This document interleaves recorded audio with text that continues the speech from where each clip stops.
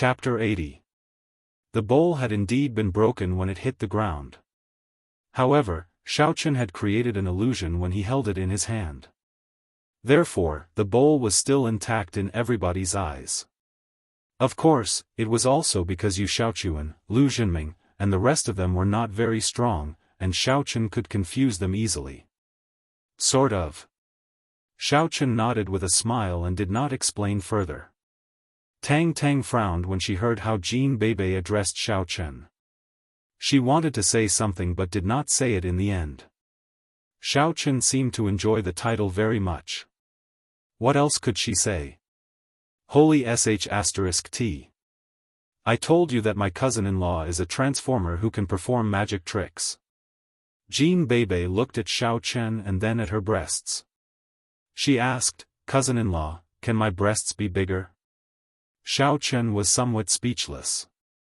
Beibei, if you are a little bigger, you will have to be pushed by a cart. Cheng Menjing was so angry that her breasts hurt. Your breasts are already big enough, and you want them to be bigger? I saw on the internet that there are strollers for children that are super popular. They can be placed on your breasts. You can push them to school every day. Then forget it. Jin Beibei thought for a moment and said, cousin-in-law, you'd better help cousin Menjing to make her breasts bigger. I don't need it. Cheng Menjing glared at Jin Beibei. Tang Tang looked at Jin Beibei and hesitated. Xiaofan was here, and she did not want to hurt Xiaofan's pride. Therefore, she decided to wait for a while. The waiters of the hotel placed all the dishes on the menu on the table. The private room was almost like a banquet. Everything that could fly in the sky, swim in the water, and run on the ground was served. Delicious. Delicious. Jin Beibei's mouth was full of grease. Looking at Jin Beibei's table manners, Tang Tang did not know what to say. She already had a big appetite, but she still felt that she was not as good as Jin Beibei. Cheng Menjing was eating the foie gras in front of her gently. Xiaofan, on the other hand, was not scared at all. He ate whatever he saw. If there was anybody on the table who could compete with Jin Beibei, it would be Xiaofan. Cousin-in-law, this turtle soup is delicious. You should have some, too. Jin Beibei had a few mouthfuls of the turtle soup and pushed her spoon and bowl to Xiaofan. Is that so? Xiaofan took the soup and drank it. He found that it was indeed delicious. He didn't think too much about it. This was Jin Beibei's character. Moreover, the two of them often cooperated like this at home. After all, they were both foodies. Jin Beibei pointed at an Australian grilled fish and said, cousin-in-law, that dish looks delicious. Help me bring it over. Okay. Xiaofan took it. Cousin-in-law, that dish looks delicious. Help me bring it over. All right. Tang Tang frowned again, but still said nothing. Why hasn't the roast duck been served yet? After 3 rounds of dinner, Jin Beibei suddenly found that the Yanjing roast duck had not been served yet. The roast duck seems to be in the buffet area on the first floor. You have to get it yourself. When Xiaofan entered the door, he saw a stall selling Yanjing roast duck on the first floor. The perception of a cultivator was not ordinary. Xiaofan just took a casual glance and remembered it. Okay. Cousin-in-law, please bring one up for me, Jin Beibei said while drooling. Can't you take it yourself? You let others do everything. What are your legs for? Tang Tang finally couldn't help but feel indignant for Xiaofan. But my breasts are big. If I go down and come up again, my breasts will hurt, Jin Beibei said innocently. You. Tang Tang was rendered speechless by Jin Beibei. But she was thinking to herself, why is this girl so shameless? Doesn't she know that there are guys here? She only has breasts and breasts. Doesn't she know how to be shy? Cheng Menjing had intended to scold Jin Beibei, but she was a bit unhappy when she heard what Tang Tang said. Her princess syndrome was acting up again. Xiaochen, I want to eat roast duck. Go and get it for me. After that, Cheng Menjing looked at Tang Tang provocatively. Now that our identities have been exposed, I don't believe that you don't know that Xiaochen is my servant. You care about Xiaochen, don't you? Humph. I'd like to see whether Xiaochen listens to you or to me. Okay. Xiaochen stood up without hesitation and walked out of the room. Watching Xiaochen's back, Tang Tang felt complicated. After Xiaochen left, she put down the bowl and chopsticks in her hands and looked at Jin Beibei and Cheng Menjing solemnly. Jin Beibei, the Cheng family has broken off the engagement with Xiaochen. Please don't call him cousin-in-law anymore, okay? Since your cousin can't be with him, don't give him so many illusions, okay? Tang Tang couldn't stand it anymore. Although she knew that Xiaochen liked Cheng Menjing, Xiaochen was probably not even qualified to be a spare tire right now. Are you guys messing around with me? What's wrong with calling me cousin-in-law? I'm from the Jin family. I like to be my cousin-in-law's sister-in-law. What does that have to do with the Cheng family? Jin Beibei spat out a piece of crayfish skin and asked Tang Tang back in confusion. You. Tang Tang was at a loss for words. She found that she was at a disadvantage when she was arguing with Jin Beibei. No wonder those playboys were like mice that had run into a cat in front of Jin Beibei. This girl's logical thinking and jumpy thinking were very good. Beibei. Cheng Menjing stopped Jin Beibei and looked at Tang Tang. She said casually, Tang Tang, I know that you like Xiaochen, but Xiaochen is my servant right now. He is doing it voluntarily. Nobody is forcing him. Beibei likes to joke. If Xiaochen takes it seriously, it's his own business. If you care about him so much, you'd better talk to him. Although what Cheng Menjing said sounded reasonable, Tang Tang could not help but feel that there was an intense smell of gunpowder in it. It was as if Xiaochen was Cheng Menjing's personal property. However, she did not think that Cheng Menjing had any feelings for Xiaochen. Therefore, in her heart, she regarded Cheng Menjing as a scheming bitch who liked to play with Xiaochen's feelings for fun. However, Tang Tang also felt sorry for Xiaochen's failure in her heart. Who asked her to fall in love with Cheng Menjing? Xiaochen and I are just brothers. Xiaochuan said that, but Xiaochen did not bother to defend himself. Tang Tang also felt that she was not qualified to scold Cheng Menjing. She could only remind her, in fact, Xiaochen is a very good boy. If you don't like him, please let him go. Jin Beibei suddenly interjected, that's right. My cousin-in-law is very awesome. Beibei likes and admires him very much. Jin Beibei suddenly interjected. Tang Tang felt that it was impossible to communicate with them. This Jin Beibei must have been sent by Cheng Menjing to disgust her, wasn't she? Cheng Menjing looked at Tang Tang and was about to say something, but she did not say it in the end. It was not because she did not trust Tang Tang, but because the walls had ears. If she revealed Xiaochen's real purpose of becoming her servant, it would not be a good thing for both Xiaochen and herself. Therefore, during the period when Xiaochen was not back, Cheng Menjing and Tang Tang were both silent and did not look at each other. Jin Beibei, on the other hand, was enjoying the food without a care in the world. After a while, Xiaochen carried the roast duck in. However, hardly had he entered the private room when Xiaochen sensed coldness flooding out of the room. Although the three of them were safe and sound, Xiaochen felt that the atmosphere was not right. Perhaps it was the keen senses of the cultivators. Roast duck. Xiaochen brought the roast duck that had been rolled into pancakes downstairs. He put one in front of each of them. Jin Beibei took a bite of the pancake. She chewed so hard that her lips were covered in oil. Yes, yes. The roast duck is delicious. Why don't you eat it? Tang Tang discovered that Xiaochen had only brought back 3 pancakes, but he did not have any himself. The roast duck is available at 11 p.m. Now that the time is over, I grabbed the last 3 pancakes for you. Xiao Chen shrugged unconcernedly. It's fine if I don't eat it. There are many other dishes. Cousin-in-law, eat mine. It's really delicious. Jean Bebe, however, handed the pancake that she had taken a bite of to Xiao Chen. I'm not eating it. Xiao Chen was too embarrassed to eat Jean Bebe's saliva in front of Tang Tang.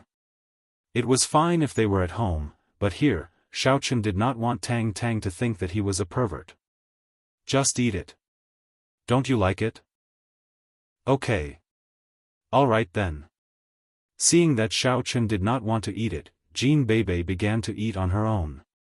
Tang Tang intended to give her pancake to Xiao Chen, but when she recalled that she claimed to be Xiao Chen's buddy, she was too embarrassed to do that. An Audi A8L drove to the southern suburb of Songning City, which was the residence of the Tang family, one of the most powerful families in Songning City.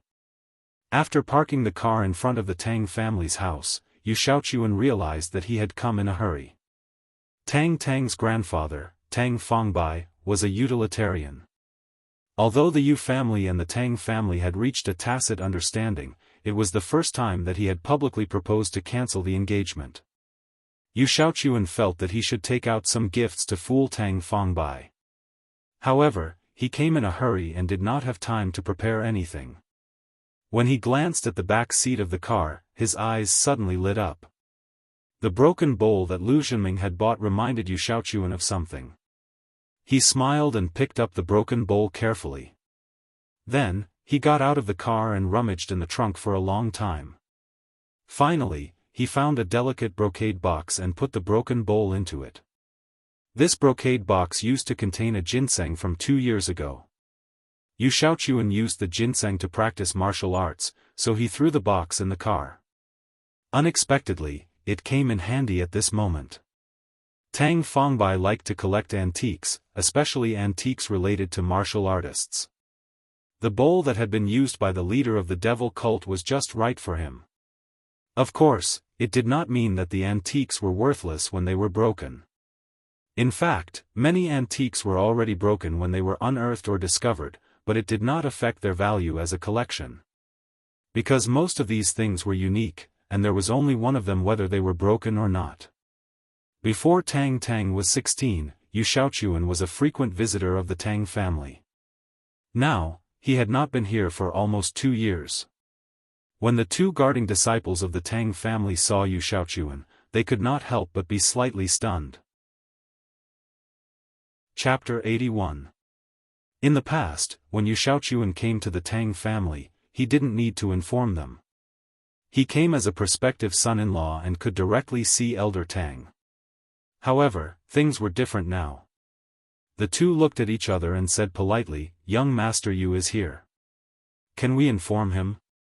Yu Xiaochuan was a little annoyed in his heart, but on the surface, he still looked modest and warm. Of course. Thank you for the trouble.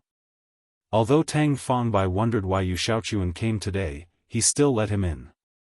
Xiaochuan greets Elder Tang. Yu Xiaochuan came to the living room and bowed politely. Well, Xiaochuan, why are you here today?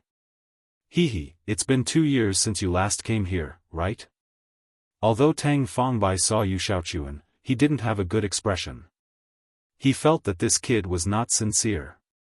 Seeing that Tang Tang didn't look good, he directly broke off the engagement. Did he think that the Tang family was easy to bully? Although the Tang family was in the wrong in this matter, they couldn't be weak, right? Actually, it's not a big deal. Tang Tang found her true love, so I came to congratulate her. Yu Xiaochuan said with a smile. Tang Fangbai's expression suddenly changed. Yu Xiaochuan, what nonsense are you talking about? What do you mean by Tang Tang found her true love? Oh. It seems that Grandpa Tang doesn't know. Tang Tang is now in love with the young master of the Xiao family, Xiao Chen. The 2 of them are a good match. I passed by here, so I came to congratulate her. I didn't expect Grandpa Tang to not know. I'm sorry, I spoke too much. Yu Xiaochuan said with a very guilty look. Xiao Chen. Tang Fangbai suddenly frowned. He naturally knew who Xiaochen was. If Xiaochen hadn't been kicked out of the family and liked Tang Tang, Tang Fangbai would happily go to the Xiao family to claim kinship, but now, however, Tang Tang was an abandoned child of the Tang family, which matched well with Xiaochen's identity.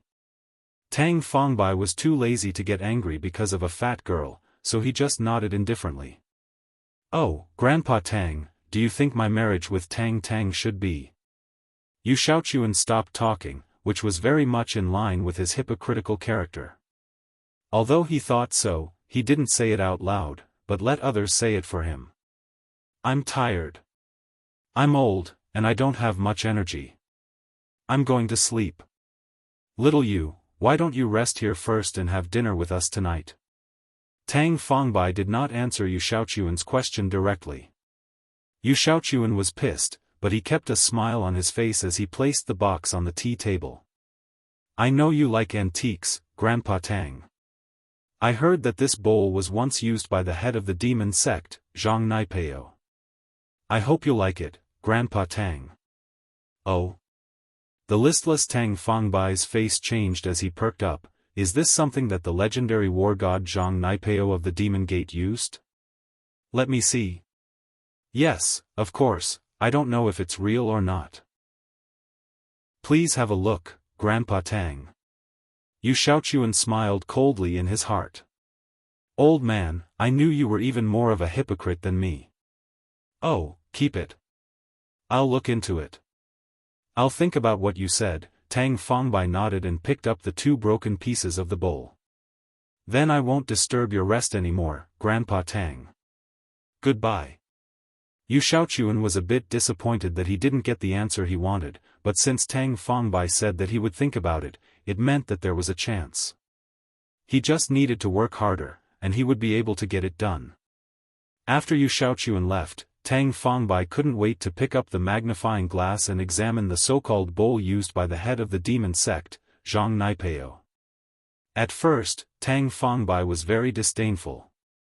After all, Zhang Naipeo was only a legend, but after a while, he suddenly exclaimed in surprise, and his expression became serious, "I'm so full, cousin-in-law. Do you think I have a big chest or a big belly?" Jean Bebe rubbed her round belly and wobbled out of Azure Sea Palace. She seemed to have lost her balance. Cough, cough. Tang Tang was a bit unhappy after hearing that. "Jean Bebe, other people might be scared of you, but I'm not. Do you think that Xiao Chen is not an outsider and is really your cousin-in-law?" "Yes." Jean Bebe turned to look at Tang Tang and nodded solemnly. Tang Tang was stunned and didn't know what to say. Jean Bebe's answer made her feel helpless. She finally understood why so many people suffered losses in front of Jean Bebe. It was because they had been set up by her without knowing it. Looking at Jean Bebe's innocent face, Tang Tang really didn't know whether the girl was really stupid or just pretending to be cute. She could only shake her head. Cheng Menjing, on the other hand, didn't know why, but when Jean Bebe said, yes, for the first time, she felt that Jean Bebe's nonsense was quite cool. Xiao Chen could only respond with a bitter smile. He blinked at Tang Tang, hinting that he was already used to Jean Bebe's jokes. Tang Tang was greatly relieved to see Xiao Chen's reaction. She was afraid that Xiao Chen would sink deeper and deeper, making it obvious that it was impossible for him and Cheng Menjing. If she did not stop him from thinking, Tang Tang was truly worried that Xiao Chen would be depressed. The 4 of them walked to the parking lot with their own thoughts in mind, only to discover that Lu Jinming and Yu Xiaochuan were both gone, and Jean Bebe's beetle was the only one left in the parking lot. How were they going to sit there? The back seat of the beetle was big enough for 2 people, but it was rather difficult for Tang Tang to fit in with her body size. At this moment, Tang Tang was somewhat embarrassed. "You take the car. I'll walk back, okay?" "Wait." Although Cheng Menjing did not like Tang Tang, she was not a bad person. The Azure Sea Palace was several kilometers away from her school. If she walked back, she would be late for the exam. Not only would she be tired, but she would also be late for the exam. It must be noted that there was only 1 hour to go before the exam in the afternoon. However, the current situation was that if Tang Tang was allowed to take the car, she could only sit in the front passenger seat due to her body size. Then, there was a problem. Who would squeeze into the back seat with Xiaochen? The back seat was small in the first place, and Xiaochen was tall. It was inevitable that the two of them would have to sit next to each other. If Beibei drove, it would be Cheng Menjing and Xiaochen sitting together. Cheng Menjing did not want to sit next to Xiaochen at all. He did not like her, and it would be shameless for her to sit next to him. Humph. Therefore, after the words came out of Cheng Menjing's mouth, there was nothing else. She did not know what to do. I'll run back and let you take the car. Xiaochen did not wait for Miss Su to speak and said. In his opinion, it was not a problem for him to run back in terms of physical strength and time. No need. I'll call a taxi. Before Tang Tang finished, Xiaochen waved his hand freely and ran out of the parking lot quickly. Looking at Xiaochen's back, Cheng Menjing suddenly felt a sense of loss for no reason. Where did this sense of loss come from? Cheng Menjing did not know. Sitting in the back seat of the Beetle, she suddenly recalled the scene when she slept sweetly on Xiaochen's body that night. Her cheeks blushed as if she had put on blush. Cousin Menjing, what's wrong with your face? Did you drink too much? Jean Beibei got in the car last. She accidentally saw Cheng Menjing's red face in the back seat. She immediately found it odd. That's not right. We didn't drink just now, did we? Oh, I know. We watched a movie last night. It says that a man who runs fast is very strong, and the longer he runs, the longer he can last. You must be thinking that my cousin-in-law will be awesome in the future. Awesome. You should marry him. Cheng Menjing glared at Jean Beibei. It was not a problem for her to joke at home, but now that Tang Tang was here, Cheng Menjing felt embarrassed. I'm thinking about it. The movie also says that girls with big breasts should be better at that. Jean Beibei was deep in thought. Jean Beibei's answer almost drove Cheng Menjing crazy. She had only scolded Jean Beibei, but she did not expect that Jean Beibei would take it seriously. You are watching porn at home? Tang Tang, on the other hand, bulged her eyes. In her eyes, such questions would only be discussed in porn movies. No. It's just level 3, Jean Beibei said casually. You are so filthy. You are goddesses outside, but you are fujoshis at home. Don't lead Xiaochen astray. Tang Tang frowned slightly. She really could not help it. When she thought about how Xiaochen still regarded Cheng Menjing as his goddess, she felt a little indignant for him. Cheng Menjing was more or less infuriated by Tang Tang. She did not want to watch it yesterday, but Jean Beibei tempted her to watch it. She did not expect that Jean Beibei would talk about it outside. So what? It means that our sexual orientation is normal. Some of us are not and prefer to be tomboys. Jean Beibei, however, sniffed. You. Tang Tang pointed at Jean Beibei and did not know what to say. She did not want to be a tomboy, either. However, Tang Tang did not say anything else. She knew that Jean Beibei was an eccentric person and that she was certainly no match for her. Besides, it was impossible for Cheng Menjing to tell Xiaochen about the level 3 movies at home. What should she say? It was as if she was speaking ill of him behind his back. She only hoped that Xiaochen would know what kind of people they were. Seeing that Jean Beibei had won, Cheng Menjing was greatly relieved, but she was somewhat unhappy. What's wrong with me watching the level 3 movies? Tang Tang is really a busybody. I don't believe that you haven't watched them before. I am in my adolescence. It is perfectly normal for me to be curious. The Beetle turned out of the parking lot of the Azure Sea Palace and saw Xiaochen running against the scorching sun on the roadside. Suddenly, Cheng Menjing's heart skipped a beat. Was the guy really Xiaochen? Was he the foppish playboy who pursued Kerlin and Shen Jingxian? From the rearview mirror, Tang Tang saw that Cheng Menjing was staring out of the window in a trance. Confused, she turned her head and looked out of the window. However, Xiaochen had been left behind by the car. What Tang Tang saw was a billboard of a popular TV series called Beast. She could not help but curse that Xiaochen was infatuated with her. Chapter 82. Because of all the things that had happened, the atmosphere in the car was not very harmonious. Nobody talked anymore until the car was parked in the parking lot of the school. Tang Tang got out of the car and simply thanked the driver casually. Then, she walked to the gate of the sports ground quickly. She was going to pick up Xiaochen. Looking at Tang Tang's back, Cheng Menjing slightly frowned and snorted. Then, she dragged Jean Beibei to the teaching building. "Cousin Menjing, aren't we going to visit my cousin-in-law?" asked Jean Beibei. "What for? He is physically strong. He won't die," said Cheng Menjing emotionlessly. At this moment, Lu Zhenming and Skinny Monkey were sitting on the flower bed in front of the parking lot. Lu Zhenming looked at Cheng Menjing's back as she left, and an infatuated look flashed in his eyes. "Where's that idiot Xiaochen? Jean Beibei's car is small, and Tang Tang is fat. She can only sit in the front passenger seat. Cheng Menjing is sitting in the back seat. How can she squeeze Xiaochen with her? He must have left her on the road, right?" Skinny Monkey speculated. "Yes." Lu Zhenming was very satisfied.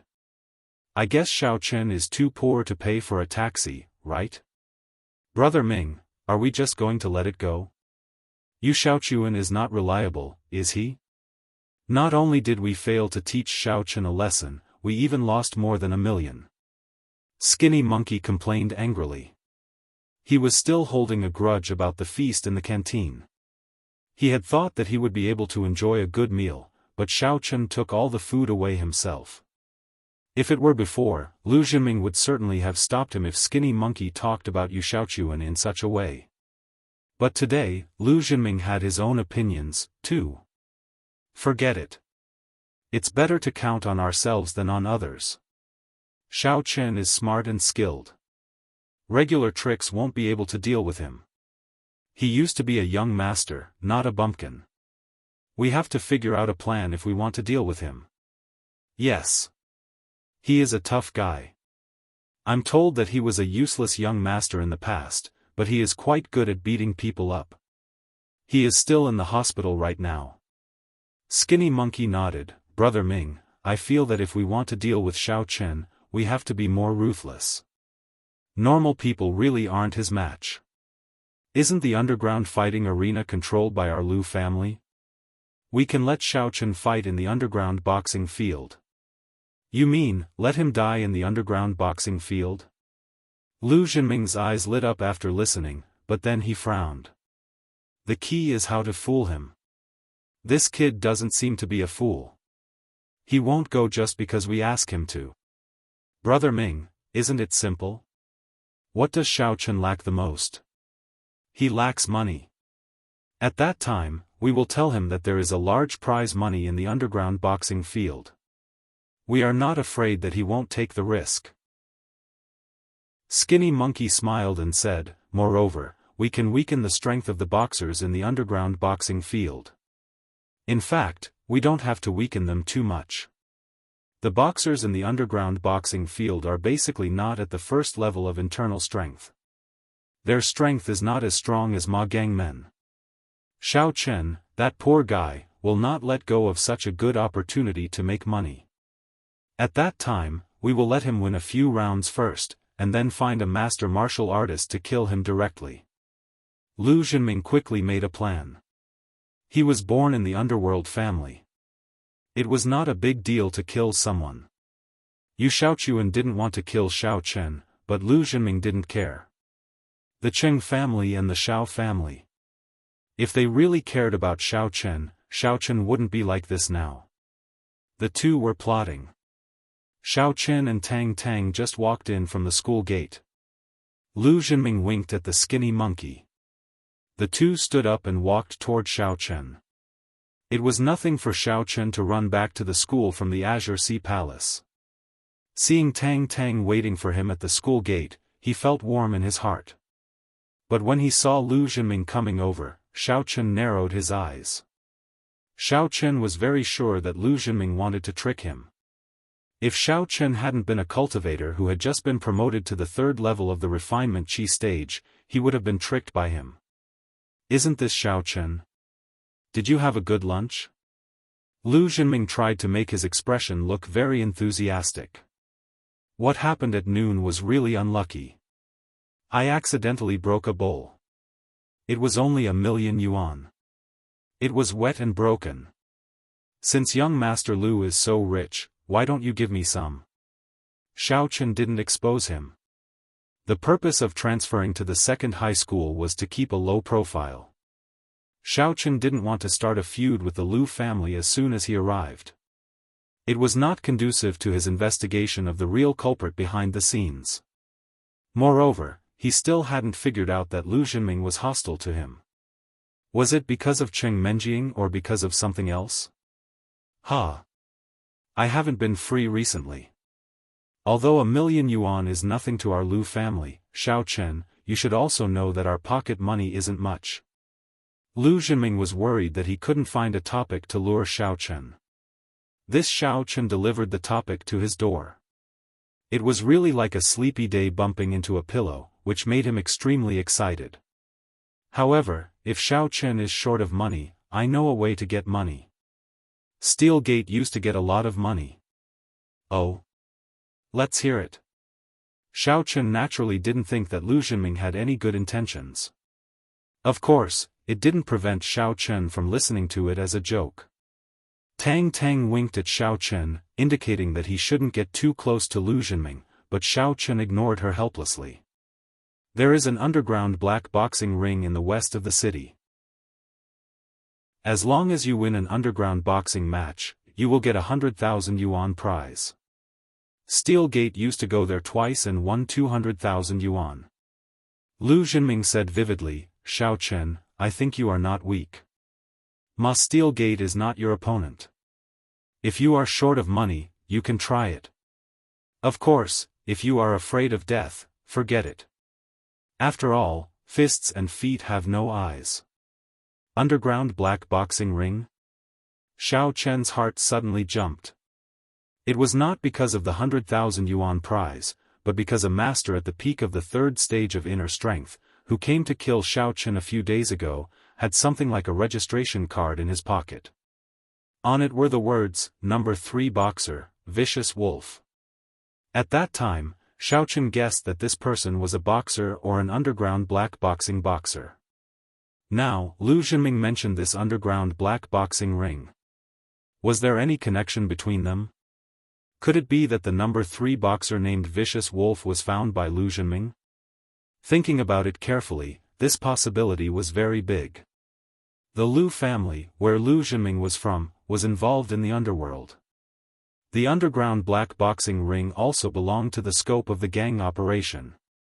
Thinking of this, Xiaochen wanted to see it. He really wanted to know who had been targeting him behind his back. Yes, Xiaochen, you also know what our family does. The boss of this place has some friendship with my family. If you want to go, I can take you to see it. If you think you can go up and fight. If you can't, there is no loss. Lu Zhenming said. Then let's go and see. Xiaochen hesitated for a moment, and his face showed a trace of interest. Okay, let's take the exam first. After the exam tomorrow, I will take you there. Lu Zhenming also knew to stop while he was ahead. This kind of thing would be lost if he talked too much. He was already very excited when he successfully fooled Xiaochen to fight in the underground boxing ring. In his opinion, he really had the talent of fooling people. Didn't Xiaochen fall for it at once? Lu Zhenming left with the thin monkey-like man. Tang Tang was so angry that she stamped her feet next to Xiaochen. Well, Xiaochen, you've become capable, haven't you?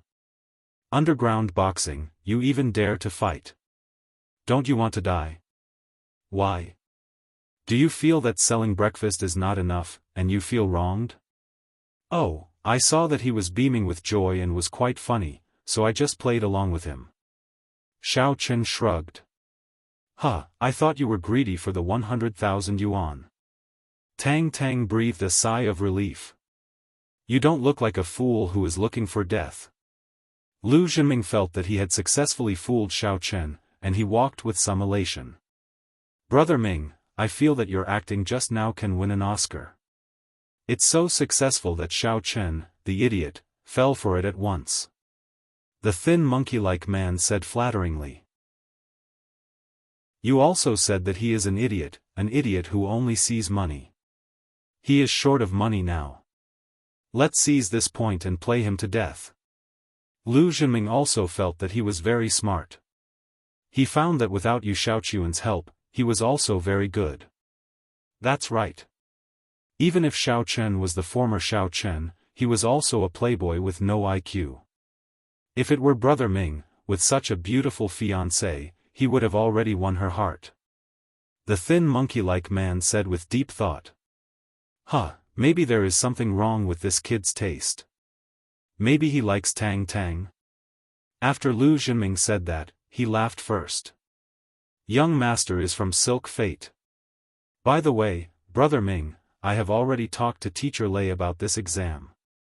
He will help you pass the answers. You should be able to deal with a good result. The thin monkey-like man said. Oh. Lu Zhenming's eyes lit up. That's great. If I can pass all the exams, my dad will be happy. Maybe he will reward me with a few million yuan. Lu Siwen always hoped that Lu Zhenming would become a cultured person. As the saying goes, a gangster is not terrible, but a cultured gangster is terrible. Lu Siwen, who mingled in the underworld, believed in this more. He pinned all his hopes on Lu Zhenming. However, Lu Zhenming disappointed him again and again. This kid was not the material to study at all. Huh, I guess Xiaochen will be the last in our class this time. At that time, no matter what Brother Lu says, it will be impossible for him to be the last. The thin monkey-like man thought of Xiaochen and laughed sarcastically.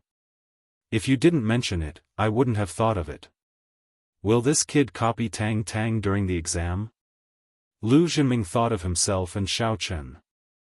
Xiaochen was not Xiaochen now. If this kid was the last in the exam, he would probably be expelled from the school. Therefore, if Xiaochen wanted to turn the situation around, he must copy Tang Tang. Brother Ming, you mean, we should report Xiaochen to the teacher for plagiarism? The thin monkey-like man suddenly thought of something. We can hold back. I'm afraid that Xiaochen won't dare to fight tomorrow. If so, our plan will be in vain. We can make trouble for him in the school first. Lu Zhenming thought of Xiaochen using Director Su to pressure him in the cafeteria. Since you used the school rules to mess with me, then I will give you a taste of your own medicine. But we need evidence. We must hit the nail on the head. We can't give him room to argue. Chapter 83. I have a good idea. We can ask Mr. Lei to send a copy to Xiaochen when he sends a message. Then we can report him for looking at his phone during the exam. When the teacher sees the answer on his phone, he will think that there is yellow mud in his pants. Even if it is not sh*t, it is sh*t. As the first strategist of Lu Zhenming, Skinny Monkey was smart. He quickly thought of a way to punish Xiaochen. That's a good idea. You can report him. I can't show up. I'm still pretending to be friends with Xiaochen. Lu Zhenming thought for a moment and said. Okay, Brother Ming. Skinny Monkey nodded. The test in the afternoon was English. Xiaochen wasn't very good at it in the past, but this subject required him to memorize a lot of things. Xiaochen memorized it for a few days. When the test papers were handed out, Xiaochen started writing at a very fast speed. Although Xiaochen wasn't interested in the $10,000 scholarship for the time being, if he did badly in the test, he could easily be expelled, right?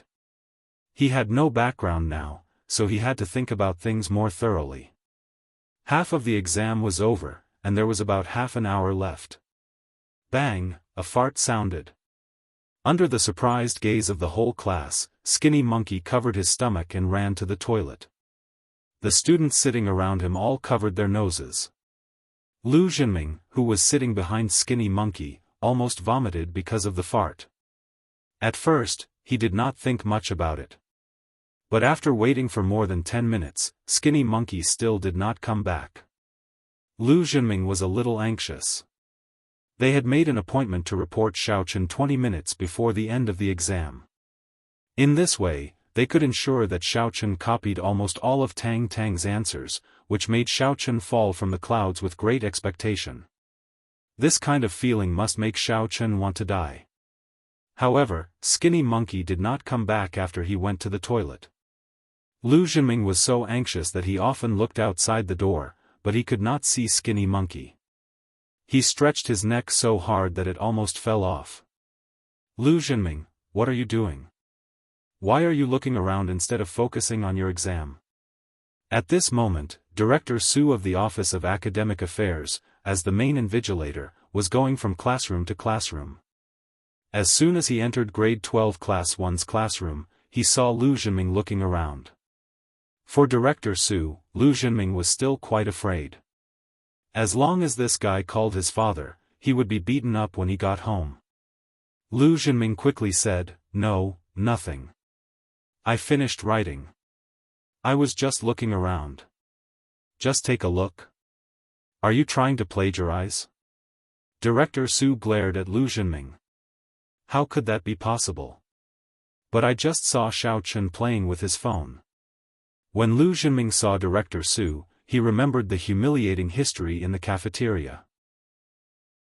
Because he was anxious, Skinny Monkey did not show up yet. He was so excited that he reported Xiaochen. Cheng Menjing frowned. She knew Xiaochen's academic performance. He was the last one every year in number 1 middle school. It was impossible for him to have a good result after he transferred to number 2 middle school. Did he really cheat? Tang Tang was shocked. Number 2 middle school's rules were very strict.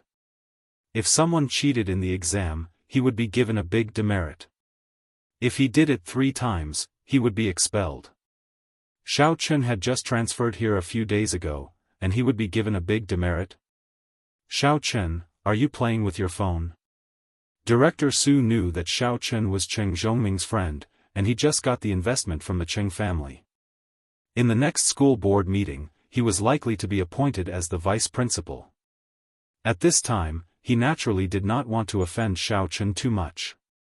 Although Xiaochen was Cheng Menjing's follower, he still had to look at the dog's owner before he hit the dog. "Playing with my phone?" Xiaochen was a little puzzled. Was there something wrong with Lu Zhenming? Sometimes it was good and sometimes it was bad. How could he falsely accuse me of cheating in the exam? But Xiaochen did not play with his phone at all, so he was not afraid of what Lu Zhenming said. "Director Su, I did not play with my phone. I have been answering questions." Although Lu Zhenming regretted his impulsiveness, he could not back down at this time. He could only bite the bullet and said, reporting to Director Su, "Xiaochen just played with his phone there." Director Su frowned. Under the watchful eyes of the public, it was not good to be partial to Xiaochen. He could only say, "Xiaochen, take out your phone and let me have a look." "Okay, no problem." Xiaochen did not care. He took out his phone directly from his pocket and handed it to Director Su. Director Su took Xiaochen's mobile phone, looked through the call records and text messages, and then put it back on Xiaochen's table. "Lu Zhenming, there is nothing in Xiaochen's phone. Even if he played with his phone, he would look at the time, right?" "Impossible." Lu Zhenming was looking at Director Su expectantly. In his opinion, as long as Director Su saw the text messages, Xiaochen would be dead. However, the scene he hoped for did not happen. He was anxious all of a sudden. He rushed over, picked up Xiaochen's mobile phone, and looked through the text messages. Seeing that there were no new messages in Xiaochen's mobile phone, Lu Zhenming was dumbfounded. He was a little crazy. Impossible, there must be. Why is there no new messages? It was no wonder that Lu Zhenming was crazy. Xiaochen's mobile phone did not turn to offline mode, and he had been looking at Xiaochen from the corner of his eyes during the exam, but he did not see Xiaochen take out his mobile phone to delete the messages. In fact, his idea was that if he reported Xiaochen when he took out his mobile phone, the effect would be better. Nonsense. Xiaochen frowned. Director Su, you see, Lu Zhenming, have you had enough? Director Su was also a little unhappy at this time. In his opinion, Xiaochen must have cheated Lu Zhenming of a meal before, so Lu Zhenming wanted to take revenge. Impossible, I received it. Why didn't you receive it? Gah! Lu Zhenming suddenly realized that he had made a slip of the tongue. You received it? Director Su turned his head and looked at Lu Zhenming coldly. Take out your mobile phone and let me have a look. This. What's so good about my mobile phone? That, Director Su, it's okay. I'm going back to answer the questions. Lu Zhenming wanted to leave subconsciously. However, he was grabbed by Director Su. He took out a mobile phone from his trouser pocket and looked at it quickly. When he finished looking at it, his face had become gloomy. Lu Zhenming, it seems that you are the bad guy who reported it first. You used your mobile phone to cheat in the exam, but you still falsely accused a classmate? Your results in this exam will be cancelled. You will have a major demerit. You falsely accused a classmate. You will have another major demerit. If there is one more time, you will be fired directly. Lu Zhenming really wanted to cry, but he had no tears. He cursed the skinny monkey in his heart. This kid could have gone to the toilet at any time, but he did it at such a critical moment. As a result, Lu Zhenming reported Xiaochen. Not only did he not report it clearly, but he also got himself into trouble. Humph. Director Su snorted coldly and walked out of grade 12 class 1. As for Lu Zhenming, he could only return to his seat resentfully. The more he thought about it, the angrier he felt. After Director Su left, the exam was also over. At this time, the skinny monkey walked back with a pale face. Skinny monkey, what the hell did you do? Did you fall into the toilet or something? Lu Zhenming was angry when he saw the skinny monkey. Brother Ming, I had diarrhea. The skinny monkey didn't know that Lu Zhenming's exam results were cancelled, but he knew that according to the agreement, he should report Xiaochen. In the end, he didn't come out from the toilet. Brother Ming, you went to have lunch with young Master Kun. I didn't have anything to eat, so I bought a few skewers of fried eggs with stinky tofu at the roadside stall. You. Lu Zhenming didn't know what to say. When I saw that you didn't come back, I panicked and went to report Xiaochen myself. In the end, there was no message on Xiaochen's phone. Instead, Director Su found out that there was a message on my phone. Now, my exam results are invalid, and I even have a major demerit. With a major demerit, Lu Zhenming wasn't afraid. With his identity and background, even if there were 100 major demerits, the school wouldn't expel him. However, the key problem was that if his father, Lu Siwen, knew about it, then he would be miserable. If he really got a demerit because of fighting, then forget it. The Lu family was in the underworld. Fighting was common, so Lu Siwen wouldn't care. What Lu Siwen cared about was Lu Zhenming's academic results. Cheating in the exam was enough for Lu Zhenming to be covered in bruises and bruises. It can't be. I asked Teacher Lei to send him a text message. The skinny monkey was a little puzzled. Teacher Lei couldn't have forgotten. I'm also puzzled. Teacher Lei is quite reliable. Could it be that Xiaochen's phone is in arrears? Lu Zhenming was very puzzled. At this time, Xiaochen walked over with a smile and sat directly next to Lu Zhenming. This seat used to belong to Ma Gangmen. This kid was hospitalized these few days, so it was empty. Young Master Lu, did you send me the answers on my phone? Xiaochen waved his phone and showed the text message to Lu Zhenming. He had dodged a bullet before. When he woke up in the morning, because he was looking for the dog, his SIM card was new. He kept it in his phone and forgot to change it. After the exam just now, he felt that something was wrong, so he changed his SIM card. Not long after he changed it, Xiaochen's phone received a text message. It was the answers to the previous English exam. Xiaochen glanced at it roughly. The correct rate wasn't low. It was at least 80% correct. Ugh! Lu Zhenming was dumbfounded. He stared at Xiaochen's phone screen. Wasn't this the previous English answer? And the sender was Lei Dianfeng's sock puppet phone number. Lu Zhenming knew this phone number, but why did Xiaochen only receive it now? Could it be that the signal was delayed? Thinking about it, this was the only possibility. Lu Zhenming had an urge to cry. He didn't succeed in reporting Xiaochen. Instead, he got himself into trouble. The most annoying thing was that the little friendship that he had just established with Xiaochen was destroyed just like that. No, absolutely not. He still wanted to let Xiaochen go to the underground boxing arena to fight. He couldn't fall out with him. Thinking of this, Lu Zhenming looked at Xiaochen with a blank face. That Xiaochen, what are you talking about? I have a split personality.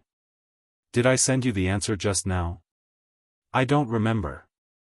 I don't remember anything. Skinny Monkey knows that sometimes I'm like this. I don't know what I did before. It's like I'm possessed by a ghost. Chapter 84. That. Yes. The thin monkey-like nodded quickly. He guessed that Lu Zhenming wanted to shirk the responsibility. Really? You promised to give me 100,000 yuan. Xiaochen said. Is that true? Lu Zhenming was stunned. He didn't expect that Xiaochen would take advantage of him. But he couldn't say that he didn't say it. He just said that he didn't know that he was possessed. If he refused now, wouldn't he be exposed? Thinking of this, Lu Zhenming turned to look at the thin monkey-like. That. I had diarrhea before. I don't know. The thin monkey-like didn't know whether he should say yes or no.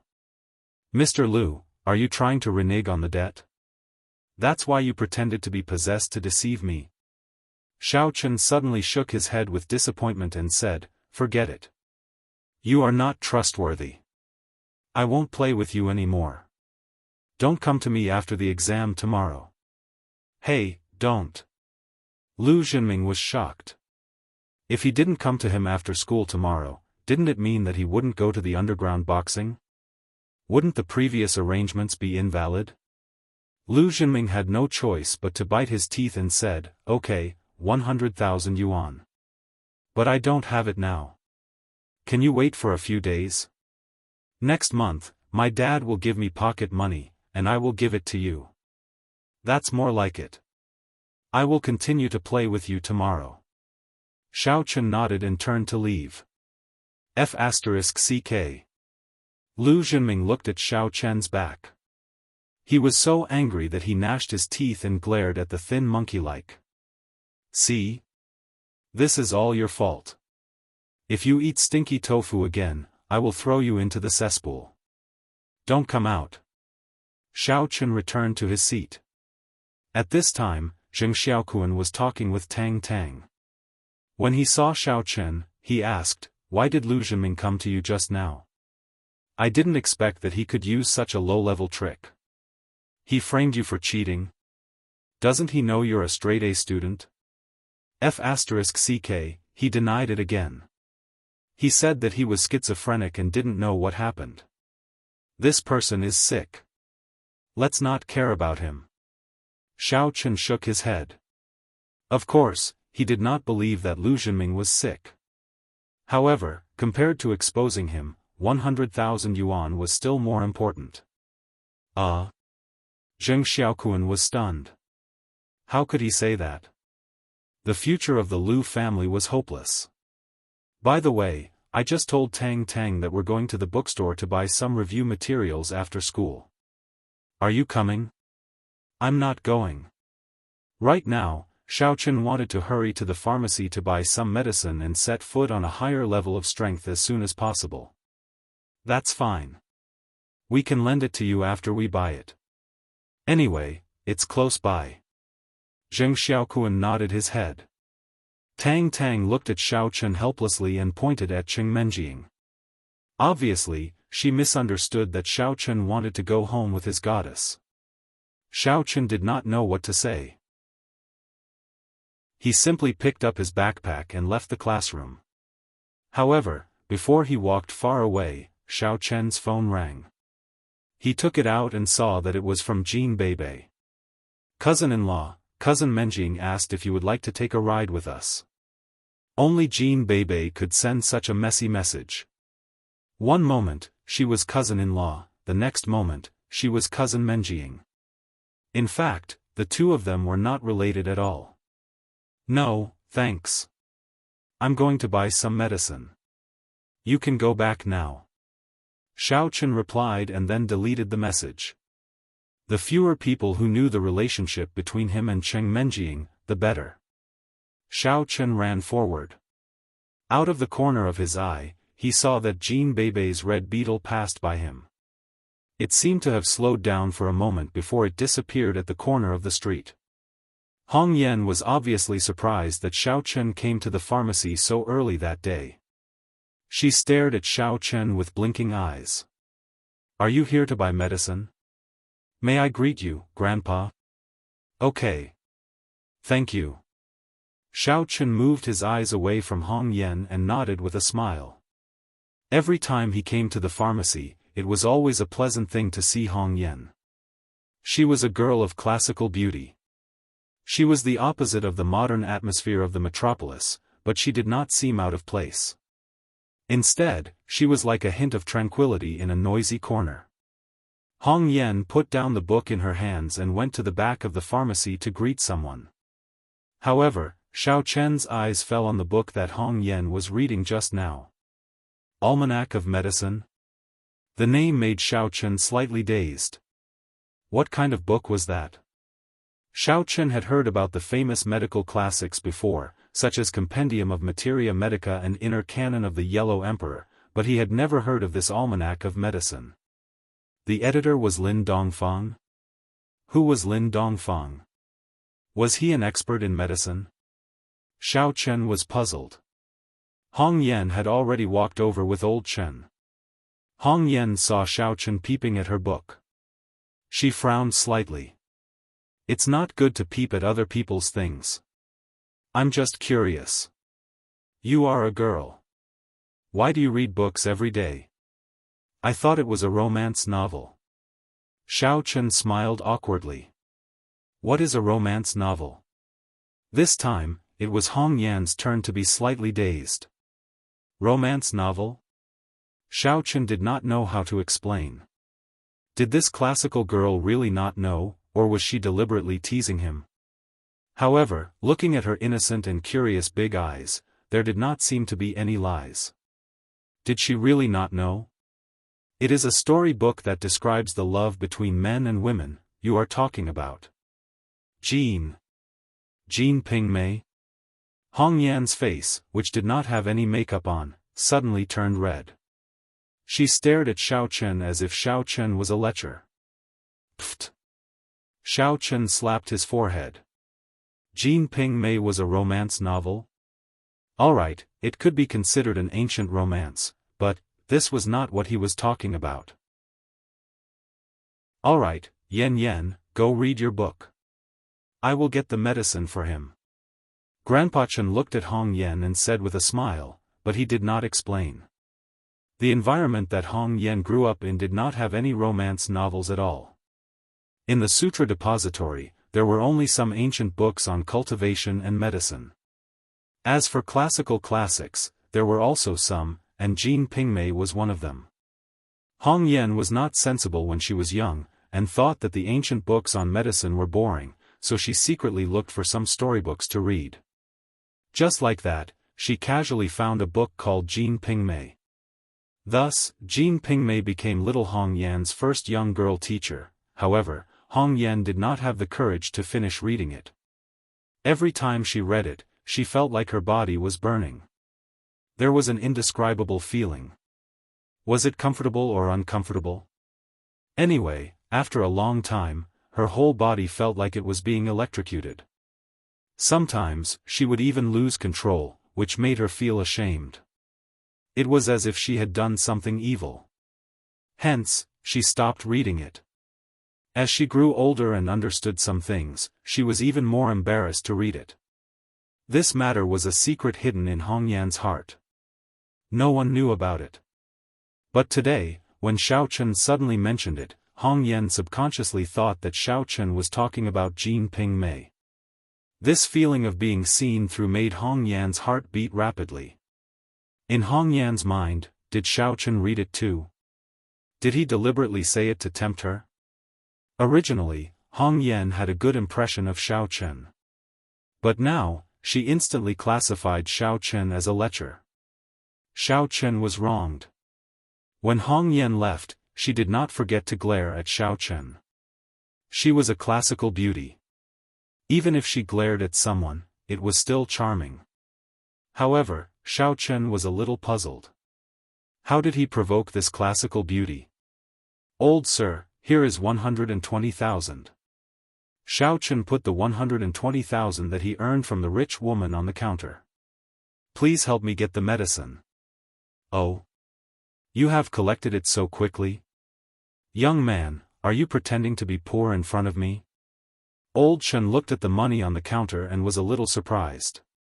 Of course, he was just joking. Through observation, he could see that Xiaochen was really short of money. How could it be? Xiaochen was a little embarrassed. "I helped someone this morning and earned it." Old Chen nodded and did not ask much. He took the money and quickly helped Xiaochen to get the medicine. Finally, he gave a bag of medicine to Xiaochen. "Thank you." Xiaochen nodded. This medicine was 120,000, but it was actually the price after a discount. Xiaochen was very grateful to the old man. "The next medicine will cost 200,000. This is also the lowest price." Old Chen looked at Xiaochen and said, "Although I am the person in charge of this pharmacy, I am not the boss. I can't do too many unprofitable business." "I understand. You have taken care of me. I will find a way." Xiaochen was not surprised at all, but the price of 200,000 still made him smack his tongue. This was an astronomical figure for him now. Old Chen did not say anything more. Xiaochen left the pharmacy and walked home quickly. Cheng Menjing and Jin Beibei were playing this new sports game in the living room. As soon as Xiaochen entered the door, he saw the shocking boobs shaking, which was even more real than DOA. Jin Beibei is really sexy. Xiaochen thought, if I really married Cheng Menjing, would Jin Beibei be my dowry? That sounds good.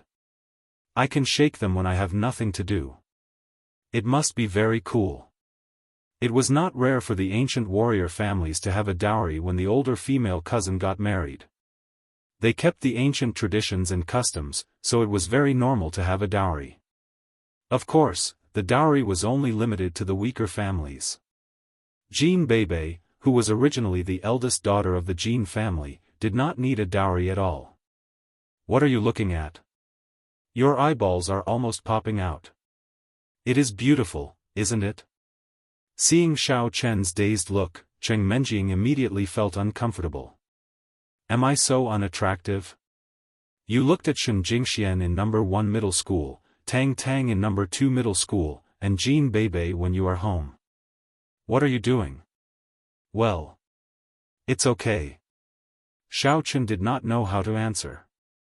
If he said it was beautiful, the eldest daughter would definitely scold him.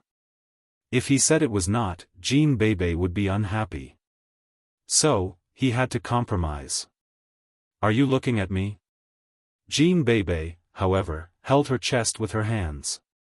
Blushing, she asked excitedly, "Cousin-in-law, am I prettier than my cousin?"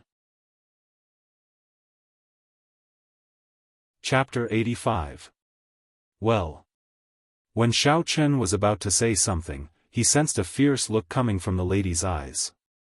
Xiao Chen said in a hurry, "Speaking of prettier, your cousin is prettier."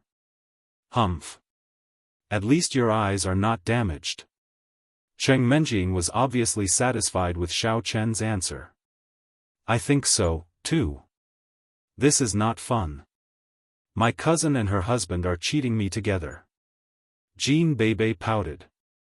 As the saying goes, a woman with big breasts is 70% more beautiful. That's why a woman is 30% more beautiful. Cheng Menjing corrected her. "Yes. I am fair and have big breasts. 3 + 7 = 10. That means I am very beautiful," Jean Bebe said matter-of-factly. "Cousin Menjing is at most 7 or 8 points. Xiao Chen, what do you think of me?" Cheng Menjing was about to explode. "You are all 10 points. Is that okay? I'm going back to brew the medicine. I'm done talking to you." Xiao Chen felt that he shouldn't have been involved in this. "Next time, I'll dig my eyes out and let you see my breasts again. Will you see something wrong with me?" However, these few days of sharing a room had allowed Xiao Chen to truly see the other side of his fiancée. He used to think that she was cold and condescending, but now that he knew her better, he realized that a girl with a princess syndrome could also be so cute. She was not really cold and condescending, it was just a facade that she did not understand. Do you see that? The eyes of the public are clear. You are just better than me because of your breasts. Even though I don't have breasts, I still draw with you. It proves that I am prettier than you." Cheng Menjing said proudly. It took her a lot of effort to overcome the disadvantage of her small breasts with Xiao Chen's help. "He is my cousin-in-law. Of course he is on your side. If he were your cousin-in-law, I would have drawn with 20 points, Jean Bebe said indifferently. "He gave you 10 points for my sake. If he wasn't your cousin-in-law, he would have given you 1 point, Cheng Menjing said. "Cousin Menjing has finally admitted that he is my cousin-in-law. So be it, Jean Bebe said with a chuckle. I'm so mad at you." Cheng Menjing did not expect that she would be tricked by Jean Bebe. Xiao Chen returned to his room and placed the medicinal herbs into the electric clay pot. Needless to say, Yi Xiaoya's device was really convenient. If it was the previous Xiao Chen, he might really use the old method to boil the medicinal herbs. "Does this medicine also take 5 hours?" Xiao Chen asked in his heart. "Not bad, it's also 5 hours. The Elder Heaven Ancestor said, after taking it, just use the exercise method I taught you and let the medicine be completely absorbed by your body." "Okay." Xiao Chen nodded and set the time for the electric clay pot. This was the advantage of the electric clay pot. If he forgot the time, it would stop automatically and the medicinal herbs would not be overheated or burned. After that, Xiao Chen went out of the room and went to the kitchen to prepare dinner. He did not need to eat instant noodles at night. He bought a lot of delicious food for lunch and could eat it after heating it up. Maybe because it was still early, Jean Bebe did not leave immediately after dinner. Instead, she continued to play the somatosensory game with Cheng Menjing. Xiao Chen's medicinal herbs were almost done. He did not dare to continue watching the boobs in the living room and went back to take the medicine. Of course, Xiao Chen was thinking whether he should install a camera in the living room in the name of security. Of course, it was just a thought. Xiao Chen would not do it if it was too filthy. After drinking up the medicinal herbs, Xiao Chen began to exercise according to the exercise method taught by the Elder Heaven Ancestor. Cheng Menjing and Jean Bebe were also jumping in the living room. Therefore, Xiaochen's movements were not so abrupt. When Xiaochen saw that a layer of blackish-purple oily sludge had once again appeared on his body, he was somewhat astonished. Previously, when he took the third set of medicine, this phenomenon had already disappeared. Today, when he switched to a new set of medicine, it actually appeared again. As if he knew what Xiaochen was thinking, the elder heaven ancestor said, "Every level has a process of bone and marrow cleansing. You are a human, not an immortal. You have to eat grains every day. When you go out, you have to expel the toxins from car exhaust, smog, and sandstorms. You are peeping at me again."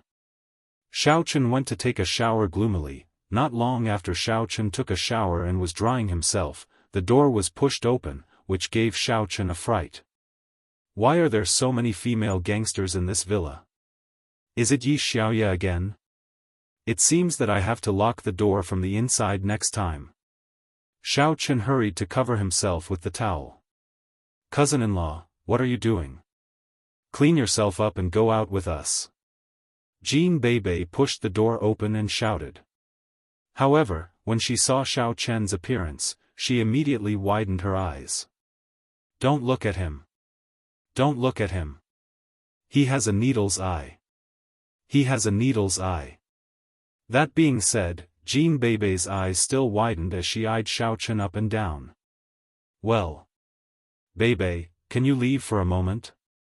With Jean Bebe standing there, Xiaochen could not move. He could not even put on his clothes. If he moved, he would be exposed. "Bebe, what are you doing? Why are you dilly-dallying? Quickly tell Xiaochen to get ready." Cheng Menjing put on her coat. Seeing that Jean Bebe had not come out of Xiaochen's room yet, she immediately grew anxious and walked over quickly. The moment she entered the room, she was dumbfounded. "What's going on?" "Ah," Cheng Menjing closed her eyes subconsciously and dragged Jean Bebe out. Xiaochen took the opportunity to push the door and lock it from the inside. "Bebe, what are you doing?" Cheng Menjing knew that it was not Xiaochen's fault. He was taking off his clothes in her room. What was wrong with that? However, Jean Bebe was standing there and watching all the time. She even drew Cheng Menjing's attention by accident, which drove her crazy. "It's very pretty, isn't it? I think that you and Xiaochen are truly a match made in heaven. He looks at you, and you look at him. One day, you take off your clothes, and the two of you will look at each other. Cousin Menjing, are you jealous?" Looking at Cheng Menjing, who had gone on a rampage, Jean Bebe said with a smile, "Rest assured. I'm checking it for you, Cousin Menjing." "Checking what for me?" Cheng Menjing immediately questioned Jean Bebe when she saw that Jean Bebe was quibbling. "Today, I saw that my cousin-in-law ran so fast. There shouldn't be any problem with his abilities in that regard.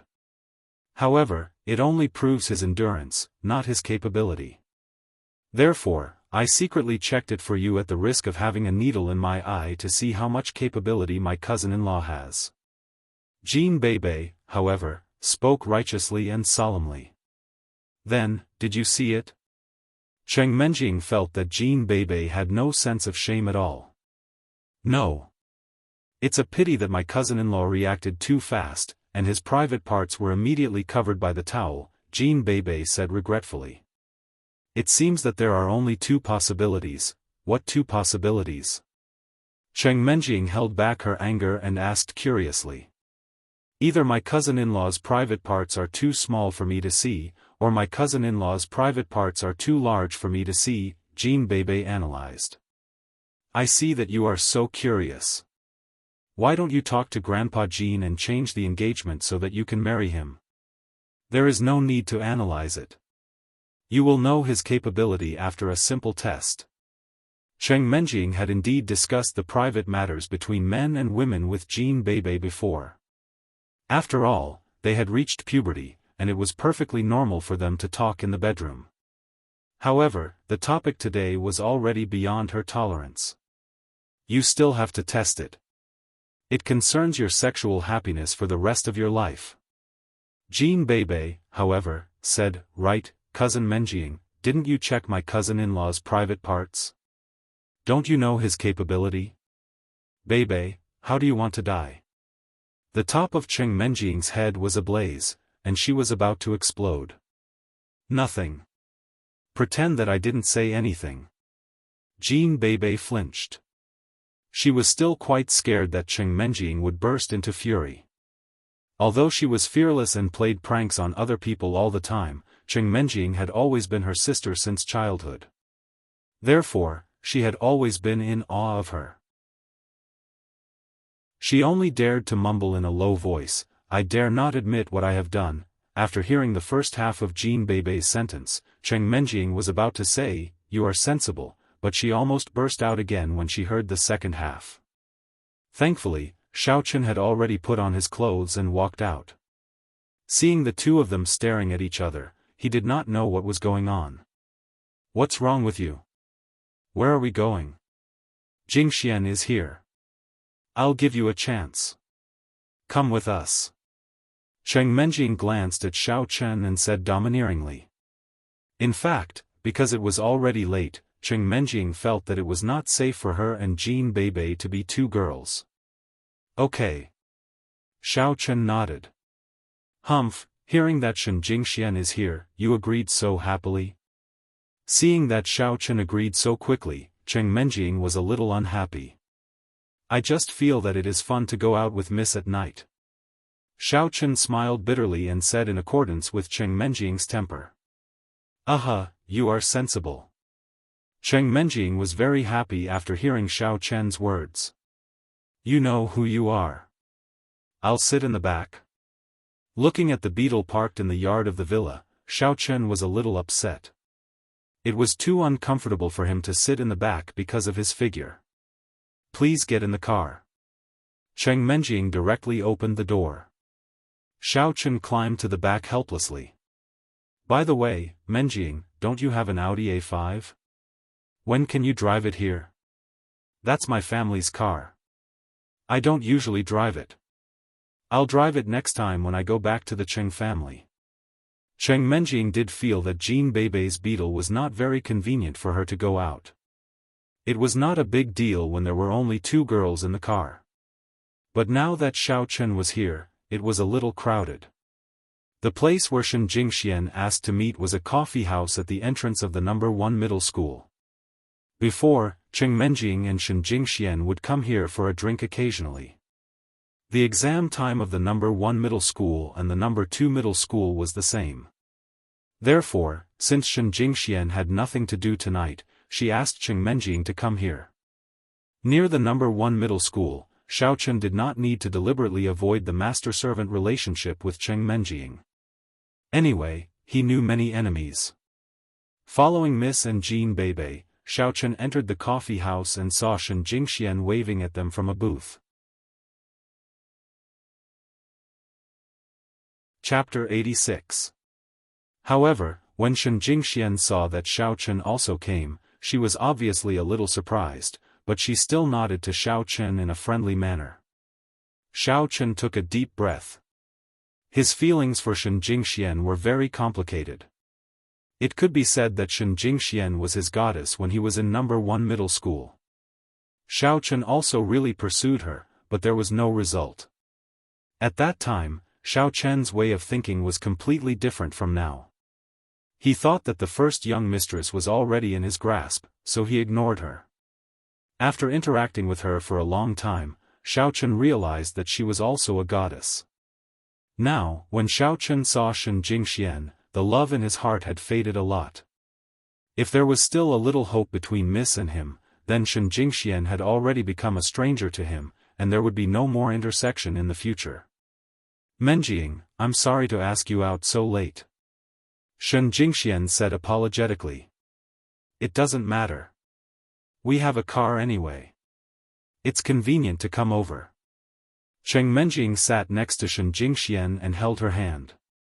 "How is Chen Jingkuan's matter? What else can it be? The final conclusion is that it was an accident." Shen Jingxian had no feelings for Chen Jingkuan, but she felt a little sorry for him to die so young. In that case, are you free? Cheng Menjing asked hurriedly. How can it be so easy? Shen Jingxian smiled bitterly. My family asked me to choose Chen Jinpeng.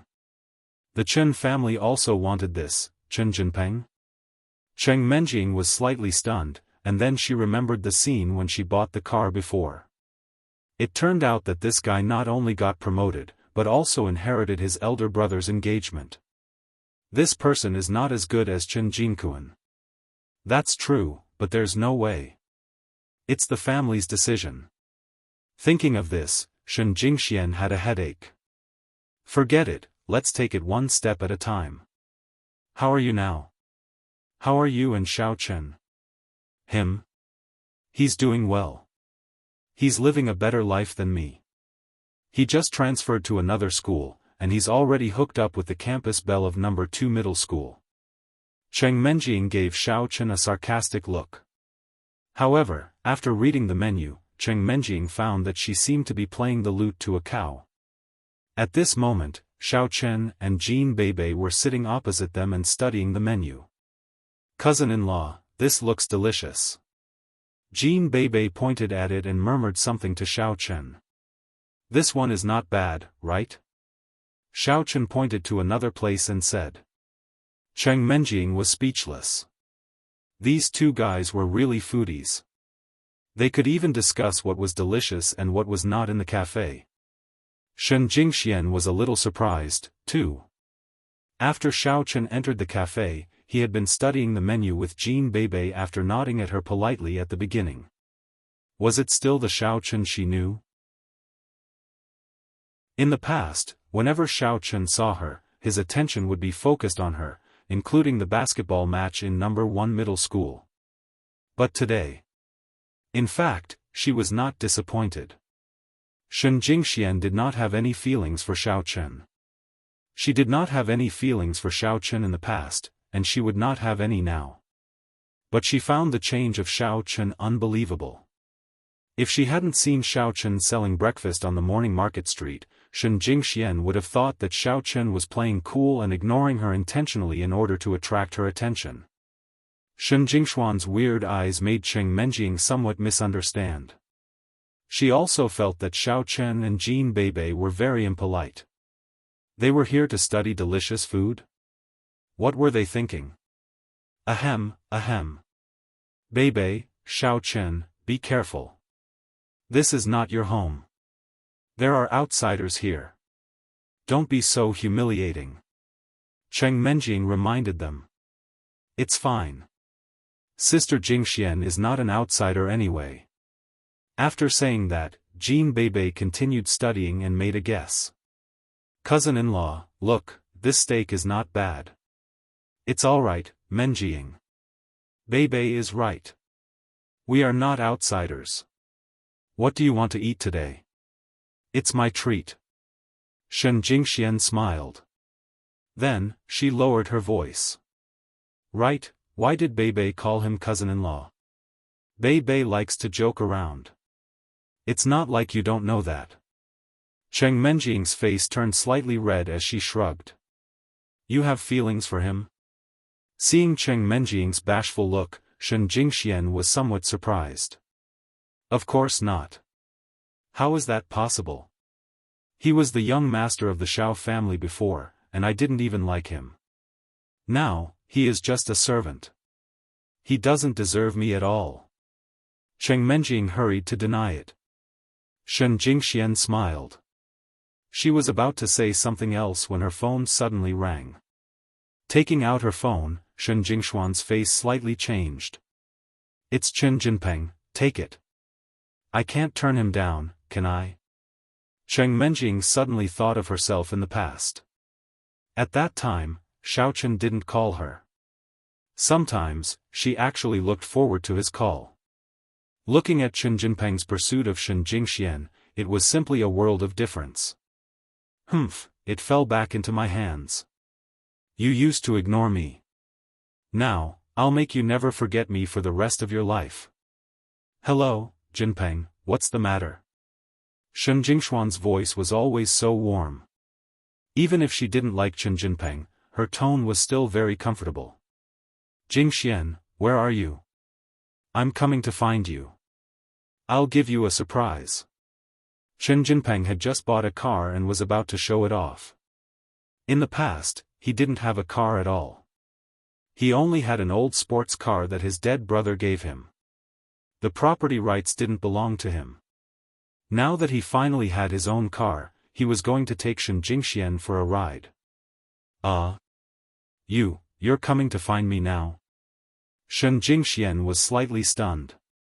She didn't expect that Chen Jinpeng would also come.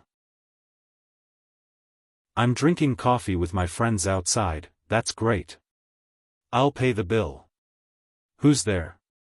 Although Chen Jinpeng knew that Shen Jingxian didn't want him to come, he still said shamelessly.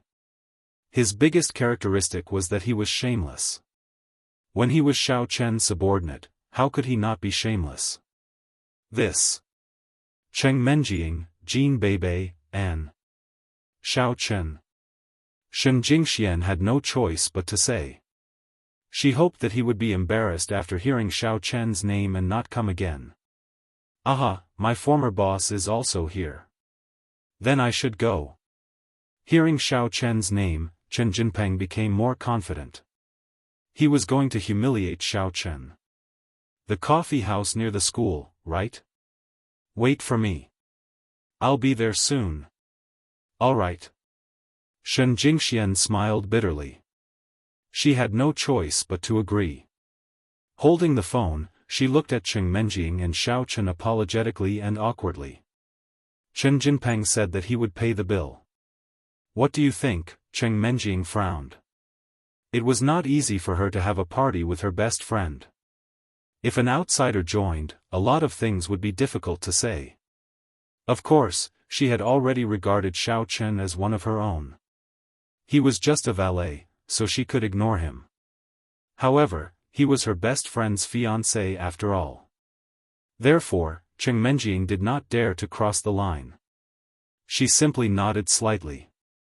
Jin Beibei, on the other hand, did not care at all. Of course he's paying. Great, great. I was discussing delicious food with my cousin-in-law just now and didn't order because I was afraid that it would cost us money. It's great that a rich guy is here. Tell him to be careful when he comes. Don't die like his brother, Xiao Chen said casually. Shen Jingxuan's phone was still on. On the other side, Chen Jinpeng was a bit pissed when he heard what Jin Beibei said. Do you think I'm a rich guy? However, when he heard what Xiao Chen said, he was so angry that he almost smashed the phone. Xiao Chen, you brought this upon yourself, yet you still dare to threaten me? Just wait and see how I humiliate you. Jin Beibei nodded and said in agreement, that's right.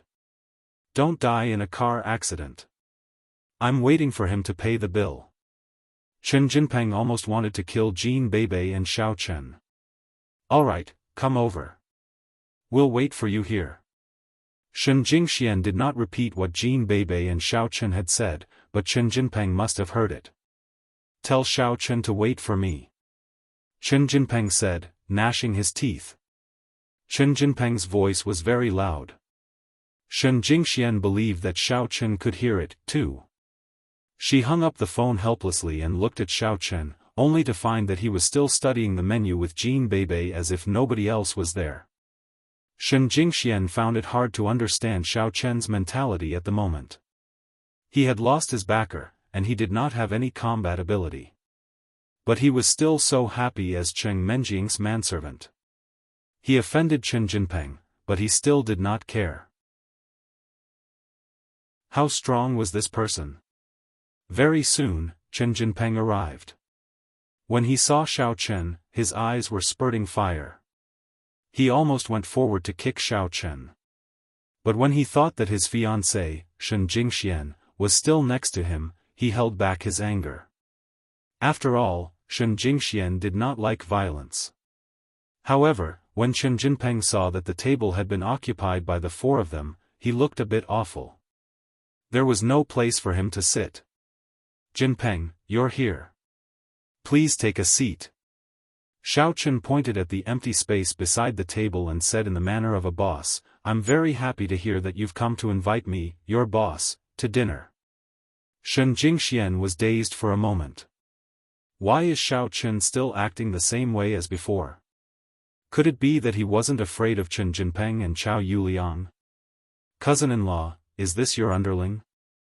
Hey, brother Chen, I want to eat this, and this. Jean Beibei pointed at the menu and ordered crazily. She ordered all the delicious dishes that she and Xiao Chen had studied before. Chen Jinpeng did not know what to say. At this moment, he could not say that he was not here to invite them, could he? It was even more impossible for him to turn around and leave. He still wanted to build a relationship with Shen Jingxian. Therefore, he could only pretend to be a gentleman and snapped his fingers at the waiter. "Waiter, give me an extra chair. Also, give me 2 of the dishes that this lady has ordered. Jinpeng, you are indeed different now that you are a rich man." Xiao Chen patted Chen Jinpeng's shoulder, as if he were teaching him earnestly. It's not as good as you, Xiao Chen. I'm told that you're living with your fiancé. You must feel great every day, don't you? Chen Jinpeng did not forget to make fun of Xiao Chen's identity as a manservant. It's all right. Xiao Chen nodded in a profound manner. So to speak, you've already woken up to Cheng Menjing? Seeing Xiao Chen's self-satisfied face, Chen Jinpeng sneered in his heart. You idiot. You wouldn't have survived until now if you hadn't been the eldest son of the Xiao family. Chapter 87. Didn't you see that Jean Beibei calls me her cousin-in-law? Xiao Chen said gloatingly. Cheng Menjing slightly frowned. Xiao Chen is not so silly at home. What's wrong with him today? How can he say something like that? She couldn't help but cough, hinting Xiao Chen not to talk nonsense. It was not that Cheng Menjing looked down on Xiao Chen, but that she was afraid that the Cheng family would hear what she said. Wouldn't it be the same as harming Xiao Chen? However, when Chen Jinpeng heard the cough, Chen Jinpeng almost burst into laughter. So, this big brother has been dwelling in his own fantasy, hasn't he? Cousin-in-law. How can you believe what Jean Beibei says? I'm told that the girl likes to trick people for fun. She can't be more silly.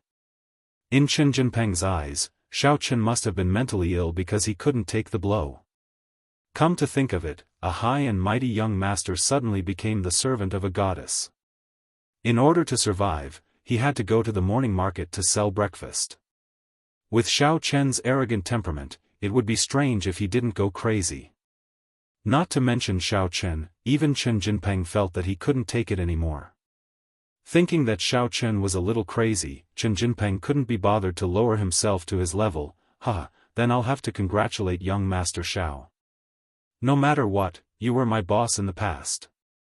Now that you and I have both gotten a beauty and realized our dreams, it can be considered a happy occasion. However, you seemed to like Jingxian before, didn't you? It's over now. If you want to eat the meat, you have to give me the soup. Chen Jinpeng's move was indeed vicious. In his eyes, he and Shen Jingxian were worthy of the name, but the relationship between Xiao Chen and Cheng Menjing was not reliable at all. If Cheng Menjing refuted him, it would be a huge blow to Xiao Chen. Chances were that Xiao Chen would be sent to a mental hospital directly. Of course, the move did not seem to work. Cheng Menjing frowned but did not say anything. Therefore, he brought up the old story again and mentioned that Xiao Chen had pursued Shen Jingxian before. In the past, Chen Jinpeng was Xiao Chen's little brother. Naturally, he knew what had happened between Xiao Chen, Cheng Menjing, and Shen Jingxian. He knew that Cheng Menjing was brooding over this matter. At this time, it was estimated that Cheng Menjing would be very unhappy. In the past, she couldn't do anything to Xiao Chen, but now it was different. She was Xiao Chen's master. When she went back, she could torture Xiao Chen to vent her anger. It's hard to say. Maybe you and your brother are dead. Then, won't I have a chance? Xiao Chen said as if it was a matter of course. At this moment, Chen Jinpeng did not feel angry at all. Instead, he felt deep sympathy for him. In his eyes, Xiao Chen was already a fool. His delusions had reached a very serious level. Normally speaking, it was impossible for Xiao Chen not to know his own situation, but his current performance was completely unlike that of a young master in dire straits. It was as if he still thought that he was the young master Xiao from back then. If this wasn't living in a fantasy and illusion, then what was? Therefore, Chen Jinpeng was too lazy to say anything. What common language could he have with a fool and a psychopath? If he didn't know that you were mocking him, it was simply playing the lute to a cow. Thinking of this, Chen Jinpeng sat down and simply ignored Xiao Chen. Instead, he shifted his target to Shen Jingxian. Jingxian, your coffee is cold, right? Let me get you another cup. No, thank you. Although Shen Jingxian didn't like Chen Jinpeng, her tone was still soft. Hearing it, Chen Jinpeng's bones softened. Xiao Chen also took a deep breath. Shen Jingxuan's voice was always so beautiful. However, in the past, Xiao Chen could fantasize about it, but now, Xiao Chen, don't be so pessimistic. You are a cultivator. Elder Heaven Ancestor's disappointed voice sounded. I really feel ashamed for your apprentice. Elder Heaven Ancestor, if I were a martial artist with inner force level 7 or 8, I would have no problem marrying 2 wives. But now, you have to speak according to your strength. You were already so strong when you first started cultivating? Xiao Chen was speechless. Well, I have high expectations for you. I hope my apprentice can become a dragon, Elder Heaven Ancestor said awkwardly. Chen Jinpeng had come here to show off, but Xiao Chen, his only target, did not cooperate with him at all. Besides, Chen Jinpeng did not feel any sense of achievement when he showed off to an idiot. As for Cheng Menjing and Jin Beibei, Chen Jinpeng would be courting death if he showed off to them. While he was feeling upset, a red-haired man in a golden jacket and a big gold chain sat down on the seat next to him. He put a Porsche car key on the table and mumbled, "It's hard to park a car in this area. Don't scratch my Porsche." The red-haired man was obviously not a student nearby. He was here to pick up girls. However, someone really went to talk to him. 2 girls in revealing clothes sat next to the red-haired man one after the other. "Brother, buy me a cup of coffee." "Brother, you are so handsome. Let's be friends." Chen Jinpeng finally realized that he had driven his Porsche Panamera to show off to Shen Jingxian. However, he had forgotten about it because of Xiao Chen's interference. Therefore, he hurried to put his Porsche car key on the table. It's indeed hard to park a car in this area. I couldn't park my car until I found a few spots. Right, Jingxian, can I take you for a ride later? Well. Shen Jingxian did not want to go out with Chen Jinpeng. However, when she thought of her family's arrangement, she could only sigh. Let's take a walk nearby. At this moment, the waiter served the dishes that Jin Beibei had ordered. The coffee house near the school was actually a Western restaurant. The food was not bad and was quite authentic. It was very popular among the students in No. 1 middle school. Jin Beibei was not a student in No. 1 middle school before. It was her first time here. She saw that the pictures on the menu were not bad, so she ordered a lot of dishes. She did not expect that they would be so delicious. Cousin-in-law, try this. It's delicious. Okay. Xiao Chen also picked up a dish and started eating. Chen Jinpeng looked at Xiao Chen and shook his head in disdain. Not only is he mentally ill, but he also has megalorexia. Cheng Menjing looked at Xiao Chen, whose mouth was covered with grease, and slightly frowned. Xiao Chen was not like this at home. When he came out, he was like a reincarnated starving ghost. How embarrassing. Jin Beibei pointed at a place not far away and said, "Cousin-in-law, bring me that lobster." Okay. The lobster is delicious. Xiaochen took the lobster. Okay. Jean Bebe started to eat with big mouthfuls. Xiaochen was very satisfied with Jean Bebe's cooperation. In other words, Jean Bebe's character had always been like this. However, Xiaochen was suspicious of everyone now, including Chen Jinpeng, who was a traitor. He was just pretending to be a fool to numb this guy. However, the first mistress was very smart. She soon realized that something was wrong. Was Xiaochen pretending? It was really possible. However, what was the benefit of him pretending to be like this?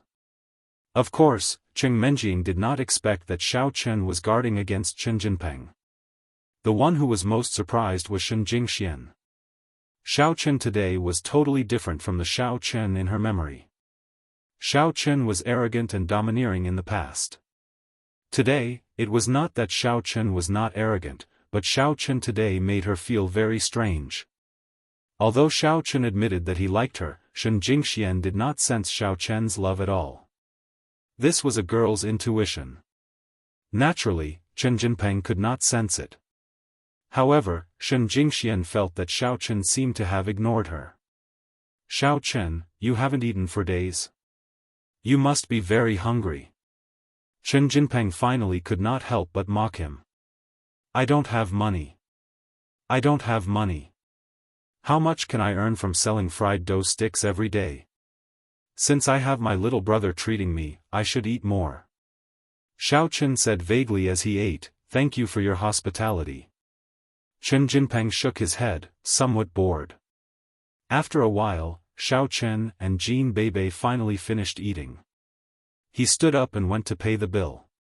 He was afraid that Xiaochen and Jean Bebe would continue eating, not because he was afraid that it would be a waste of money, because the fried dough sticks did not cost much at all.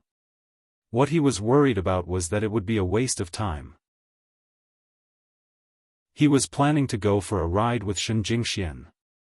Cousin-in-law, look. This is the key to the Porsche that I've been dreaming of.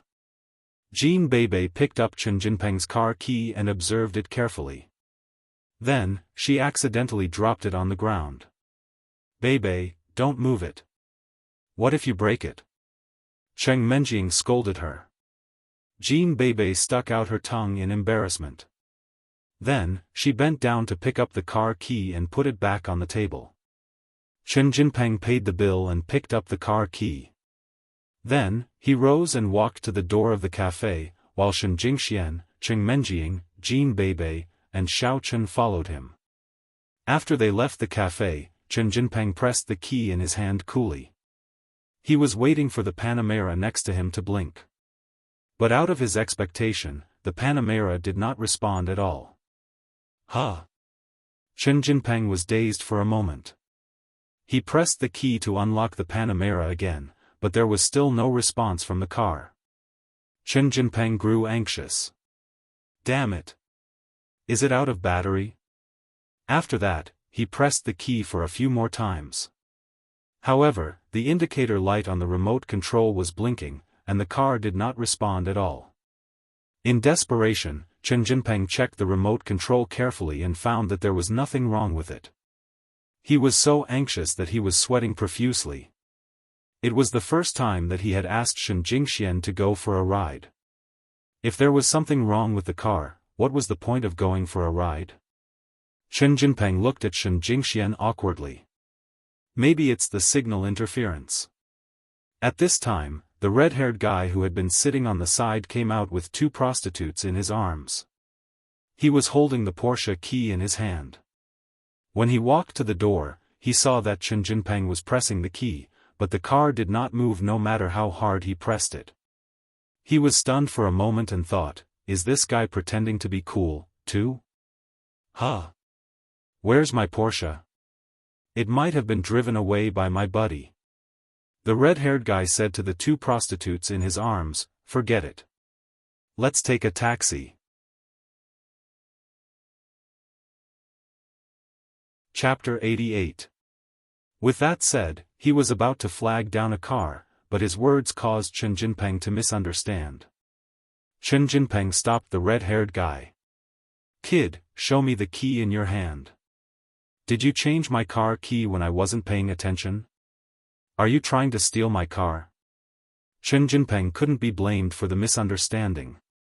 This red-haired guy came out with the Porsche key, but there weren't any other Porsches nearby. Furthermore, he said that his friend had taken the car. How could there be such a coincidence? From Chen Jinpeng's point of view, this guy must have wanted to steal the car and changed the key. In the end, he realized that the real owner hadn't left yet, so he made up an excuse to leave. Who are you? Are you crazy? What car did I steal from you? The red-haired guy glared and said angrily, look at my clothes. How rich do I look? Look at my clothes. They're all inlaid with gold leaf. Look at this gold necklace. It's so long. It can wrap around my neck 5 times. Look at this watch. It's Patek Philippe. I'm rich. You got yourself a fake key to act cool. You can't open the car door. Don't frame me. Scram. F***ck off. Chen Jinpeng was a stage 2 inner force martial artist.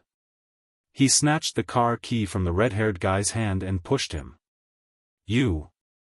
Wait and see if you have the guts. The red-haired guy wasn't stupid. Chen Jinpeng was obviously strong. He left a harsh sentence and quickly left with the 2 prostitutes. Chen Jinpeng took the red-haired guy's car key and looked at it carefully. However, he had only bought the car for 2 days, so he couldn't remember what marks his car key had.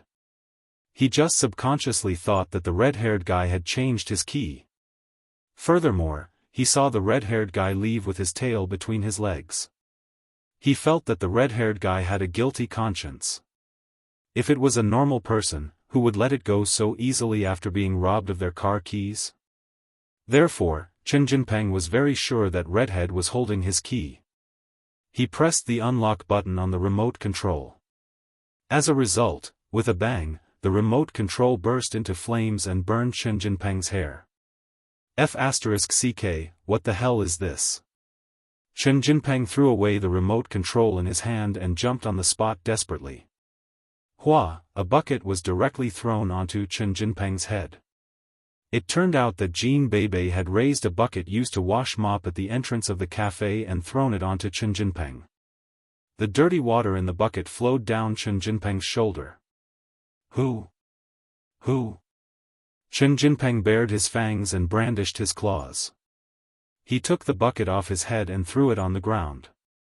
His hair and face were covered with black dirty water. Little Jinpeng, there's no need to thank me.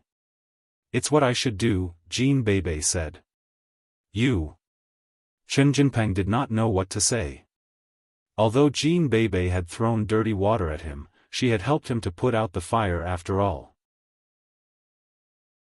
At this moment, Chen Jinpeng finally realized what the red-haired guy was holding. It turned out to be a lighter that was a high-quality imitation of a Porsche car key.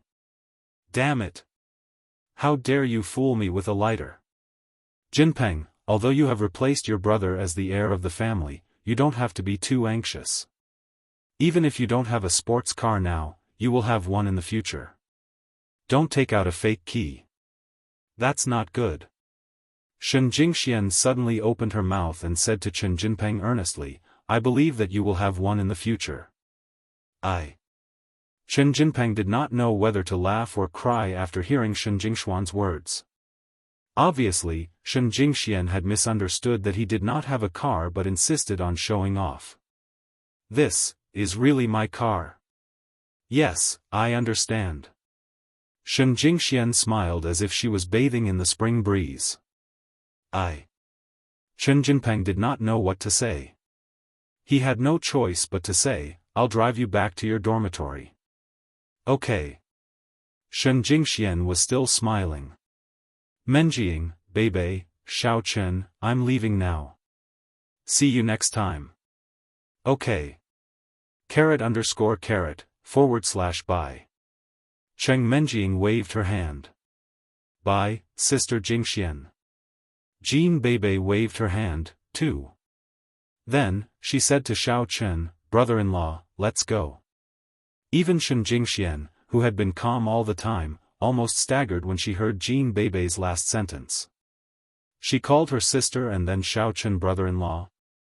What was the relationship between them? Chen Jinpeng did not think too much. He thought that Jean Bebe was just fooling around with Xiaochen. Now that he had been humiliated, he did not want to be humiliated here anymore. He only wanted to leave as soon as possible. After Chen Jinpeng and Shen Jingxian left, Jean Bebe took out a remote control from her pocket and pressed it softly. The headlights of Chen Jinpeng's Porsche Panamera blinked. Jean Bebe opened the door and got in. Wow! I got the Porsche of the rich Jean Bebe. Bebe. You? Cheng Menjing was greatly shocked. She looked at Jean Bebe in shock. She changed the key of the car. Xiao Chen shrugged. Earlier, when Jean Bebe dropped the key to the ground, Xiao Chen had seen her trick. But since Jean Bebe was on his side, he certainly would not expose her. Bebe. That's not very appropriate, is it? Although Cheng Menjing was very proud, she was a good person. In her opinion, was there any difference between her and a car thief? He stole my car and pretended to be cool in front of me. He deserves it. Jean Bebe, the little devil, did not care about it at all. Besides, I saved his life just now. Otherwise, he would have been burnt to death. What a bargain it is to buy a life with a car. It's a great bargain. I think so, too. Xiao Chen smiled. He found that he was as cunning as Jean Bebe in many cases. Cheng Menjing did not expect that Xiao Chen would agree with Jean Bebe's decision. Chen Jinpeng is Jingshuan's fiancé after all. I don't think it's a good idea. Don't worry. Even my cousin-in-law supports me. Cousin, get in the car now. I'm going to enjoy it. I like the feeling of speed. Jean Bebe said excitedly. What cousin-in-law? Can you stop calling him that? Do you know that you might hurt Xiao Chen by calling him that in front of Chen Jinpeng? Cheng Menjing would not have thought of it if he had not mentioned it. Now that he mentioned it, she was a little annoyed. And you, Xiao Chen? You and Jean Bebe echoed each other. Aren't you attracting hatred for yourself? Do you think that Chen Jinpeng won't hold a grudge against you? Do I look like a fool who has been fooled by Bebe? Xiao Chen smiled casually at the lady. Cheng Menjing was obviously not an idiot. She was dazed for a moment. Are you saying that he is too lazy to argue with you? More or less. Xiao Chen shrugged and did not speak of his suspicions about Chen Jinpeng. It was all unreliable, and Xiao Chen did not want the lady to worry, either. Yes, it was obvious that the lady cared about him. I'm going to drive Bebe's Beetle back. Cheng Menjing had no choice but to get into Jean Bebe's Panamera, while Xiao Chen followed her in the Beetle. On his way back to the hotel after he drove Shen Jingxian home, Chen Jinpeng learned that Jean Bebe had dropped his car key on the ground. He cursed in his heart. He could not allow the girl to break his car key, could he? Thinking of that, he planned to ask the 4S shop to tow his car. However, after he drove Shen Jingxian back to the hotel, he discovered, to his surprise, that his car was gone. Shoot! Where's my car? Chen Jinpeng circled around the cafe twice but did not see his car. He was immediately dumbfounded. Pengzi, what are you doing? At this moment, an Audi A8L stopped next to Chen Jinpeng. The window of the driver's seat was opened, revealing Chao Yuliang's face. He preferred such cars that looked high-end and elegant, and he usually drove sports cars when he was not a fan. Ah, it's Brother Liang. Chen Jinpeng respected Chao Yuliang very much. Although he had just been promoted, he did not have a solid foundation in the circle of the noble families. In order to blend into the upper class smoothly, he had to rely on Chow Yuliang. I lost my car. It's the one I just bought. Which one? A Porsche? Chow Yuliang was dazed. How did you lose it? I parked it here.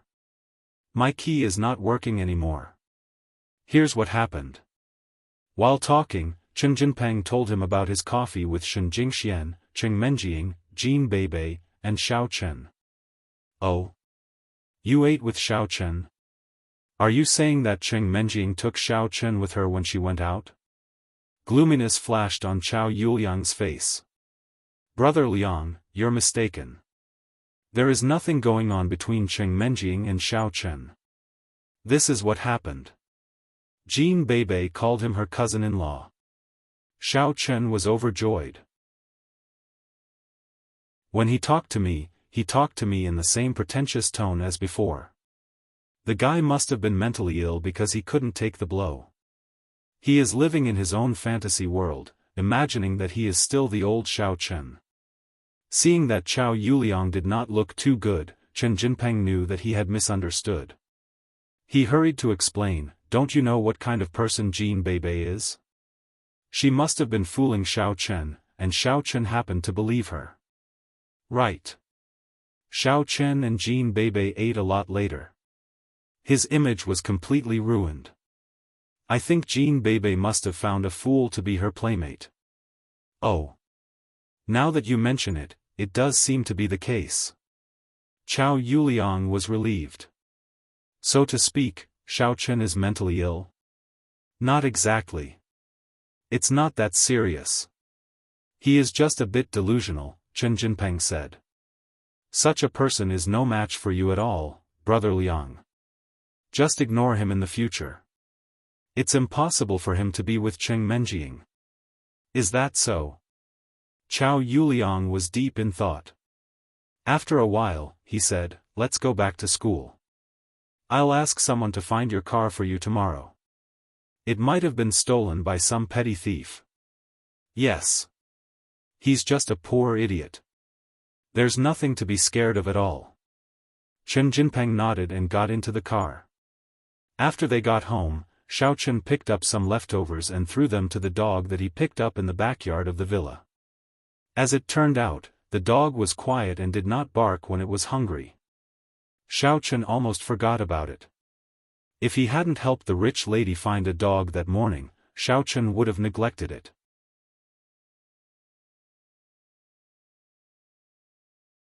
Chapter 89. Now that there was food, the puppy limped over happily and gobbled up the food. It was really an easy dog to serve. So cute. Cheng Menjing pushed the door open and came out. Seeing the puppy gobbling up the leftovers, she stooped down to pet it. The puppy seemed to know that Cheng Menjing was its savior. It immediately wagged its tail at Cheng Menjing affectionately. Xiao Chen was slightly surprised. This dog's memory is so good? It can still remember Miss? Where's Jin Beibei? Xiao Chen didn't see Jin Beibei, so he asked casually. Who knows what she's playing with? She's playing with her car. It's that Porsche. Speaking of this car, Cheng Menjing was a little helpless. She didn't know if she should explain it to Shen Jingxian. Oh. Xiao Chen nodded. Jin Beibei was such a person. If there was something she liked, she wouldn't stop liking it. Xiao Chen, let's give it a name, shall we? Cheng Menjing raised the puppy. She liked it very much. Xiao Chen couldn't understand why Cheng Menjing liked a dog, but he still said, this dog is lame. How about we call it Lame Dog? F*CK Lame Dog. You're down now. Why don't you call it Diao Siken? Cheng Menjing glared at Xiao Chen. Now, I'll give you a chance to name the puppy. You can give it another name. How about we call it Goddess Dog? Xiao Chen looked at Mrs. Unfriendly gaze and said with a bitter smile, how about Laifu? Wang Kai? Little Bai Bai? Xiao Chen, are you blind? This dog is black. How can you call it little bye-bye? Cheng Menjing was furious. Laifu, Wangkai? Can you not be so cliché? Goddess dog, how can you think of that? This dog is a male, and it even has a small penis. You call it a goddess dog, Cheng Menjing was infuriated by Xiao Chen to the point of stupefaction. She was so angry that she couldn't choose her words, and even mentioned her penis. This time, her face immediately turned red. In order to cover up her embarrassment, Cheng Menjing said, I think we should call him Universe Super Invincible Dog. Xiao Chen found it hard to keep up with the young Mrs. train of thought. Whatever you say. What do you mean I can call you whatever I want? Xiao Chen, I'll give you a chance to praise me. Cheng Menjing hugged the super invincible nouveau riche dog in her arms. She felt that the name she came up with was very cool. Xiao Chen nodded. That sounds good. Invincible super dog in the universe. Wrong. Universe super invincible dog, not invincible super dog. Cheng Menjing burst into fury. Say it again. Xiao Chen felt sorry for Chao Yuliang. If he pursued the young miss all the way home, his life would be ruined. Well, he might as well ruin me. Cousin Menjing, cousin-in-law, come and look at my car. Xiao Chen was about to repeat the puppy's name when Jean Bebe ran over excitedly to help him out. He heaved a sigh of relief. Cheng Menjing and Xiao Chen followed Jean Bebe to the front yard of the villa to look at the car. They were greatly shocked by what they saw. On the rear window of the Panamera, Jean Bebe had pasted a few glittering words, Nouveau riche Jean Bebe's car. This car. Cheng Menjing found it rather odd. This time, Chen Jinpeng won't be able to take it back even if he sees it. This car has my mark on it. Jean Bebe declared proudly. Looking at the dazzling 777 plate on the car, Xiao Chen was somewhat lost for words. How could Chen Jinpeng not recognize such an obvious identification mark? Also, the color of the car was limited. It was perhaps the only one in the entire Songning city. However, compared to Chen Jinpeng, Xiao Chen was still on Jean Bebe's side. After looking at the car, Cheng Menjing and Jean Bebe went upstairs. Xiao Chen returned to his room and began to examine the changes in his body. However, after the examination, Xiao Chen was somewhat disappointed. Elder Heaven Ancestor, why do I feel that the medicine does not have any obvious effect after I take it? What effect do you expect? Haven't you heard of it? Cultivation is like going against the natural order. Every step is arduous. It's already not bad for you to become a cultivator in the third level of the refinement stage after only a few days. Elder Heaven Ancestor's reproachful voice came over. Besides, you only took the medicine and didn't continue your cultivation. How could there be any changes? That makes sense. It was not until then that Xiao Chen remembered that he had just finished his training and was called out by Cheng Menjing before he had the time to perform the incantation. Besides, if he were a martial arts practitioner, how could it be so easy for him to reach the third level of the inner strength stage? However, martial arts practitioners are different from cultivators. For martial arts practitioners, it's difficult at first, then easy, but for cultivators, it's always difficult. Elder Heaven Ancestor said, you should thank the gods that you have such a high speed. Xiao Chen nodded. Sitting cross-legged on the bed, he began to perform the incantation and cultivate. However, he didn't know it until he started cultivating. Xiao Chen found the difference. Before, when Xiao Chen absorbed the spiritual energy of heaven and earth and transformed it into his own primordial qi, he had a vague feeling of saturation. But now, he was like a hungry person who saw food, desperately absorbing the spiritual energy of heaven and earth around him. The night passed uneventfully. Early in the morning, Xiao Chen was disappointed to find that he did not break through to the fourth layer of the qi refining stage. After a simple packing, Xiao Chen went to the grocery store near the morning market street. When Xiao Chen arrived, he found that Tang Tang was preparing something. He asked curiously, "What are you doing?" "Making the sauce for tofu pudding." Tang Tang said without raising her head. "Our business is so good now. It's a pity not to sell tofu pudding. We can increase our income a lot every day." "Okay." Xiao Chen nodded. "What do you need me to do?" "Oh, you can learn.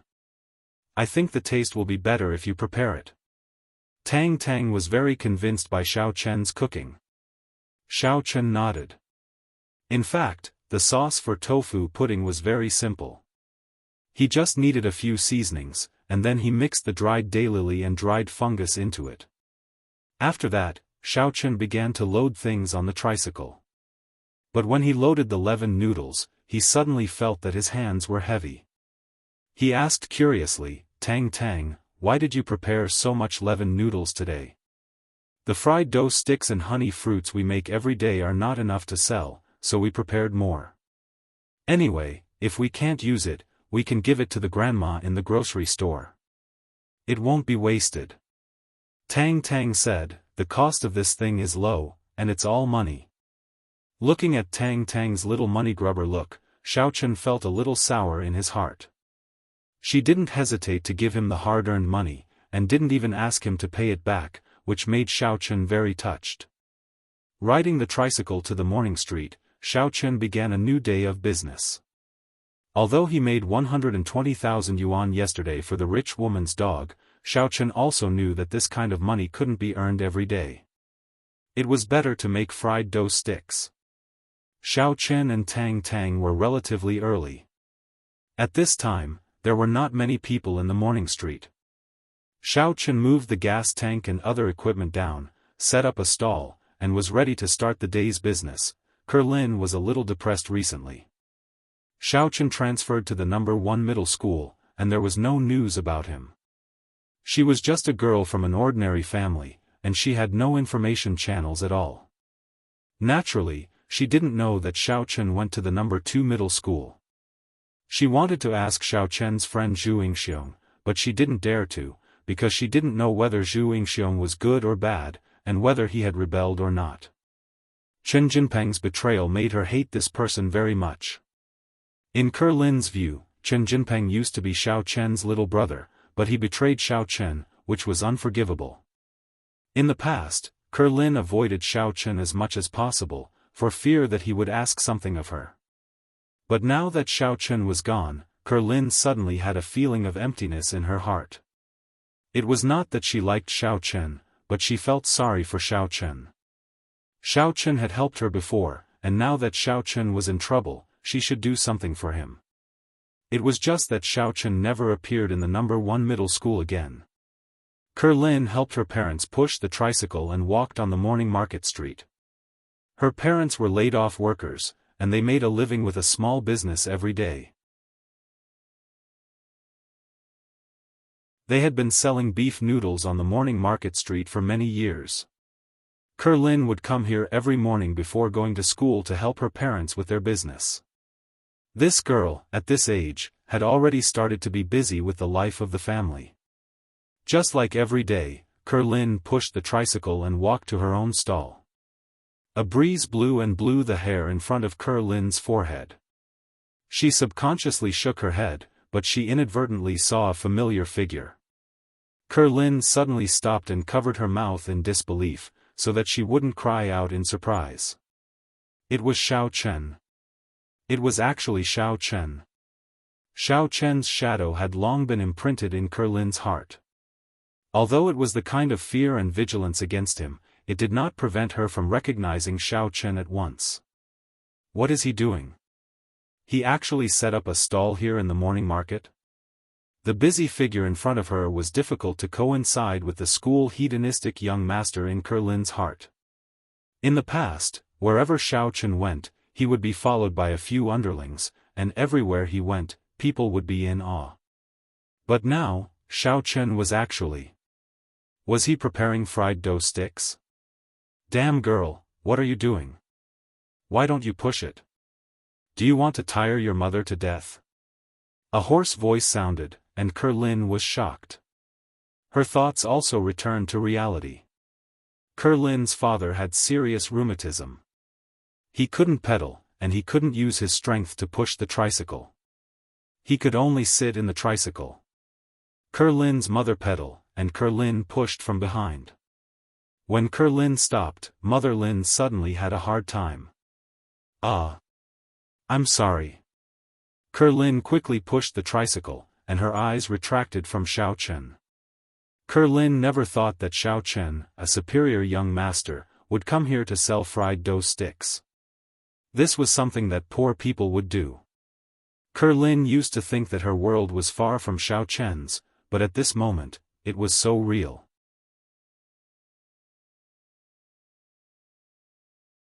Chapter 90. Along the way, Lin was a little absent-minded. She was a kind person. At school, although she was very afraid of Xiaochen, she was also secretly grateful to Xiaochen. This was a contradictory mentality. At this moment, seeing that Xiaochen could pull himself together and be self-reliant, Lin was really happy for him. But who was the fat sister next to him? In the past, Tang wasn't famous on the morning market street. Xiaochen's youtiao had only been selling like hotcakes in the past few days. Lin Ke's stall was quite far away, so it was normal that she didn't recognize Tang. What are you thinking about, girl? Are you distracted? Are you dating friends at school? Mother Lin saw that Lin was standing there in a daze when she arrived at the place. She didn't help to set up the stall, so she glared at her and scolded her. No. Lin was shocked. She recovered and quickly helped her mother set up the stall. Don't mess around. I'm counting on you to get a rich husband in the future. Mother Lin snorted. Did you hear me? I got it. Lin lowered her head and bit the corner of her mouth. She thought of Xiaochen.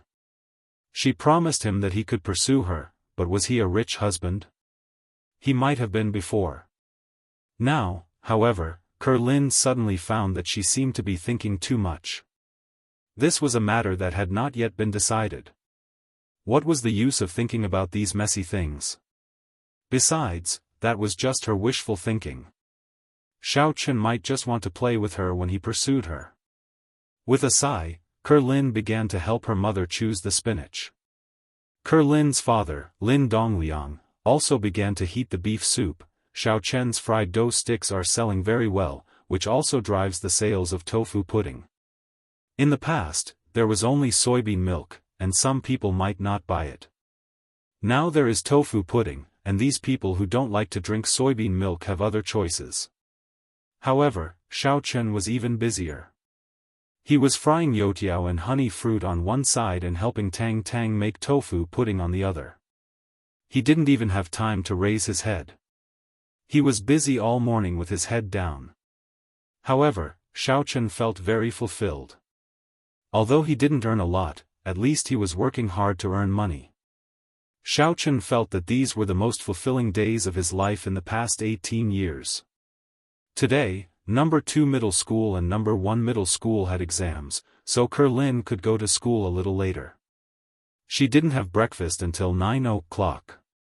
When there were fewer guests, she suddenly raised her head, pursed her lips, and said to Mother Lin, "Mom. I'm hungry, I want to go eat some breakfast." "Breakfast? What breakfast? Isn't there a board here? If you want to eat, cook a bowl for yourself." Mother Lin frowned. "I want to eat something else." Lin lowered her head, not daring to look at her mother, and whispered. "Something else? You have it at home, and you want to eat something else? Do you think your family is rich? Are you a second-generation rich?"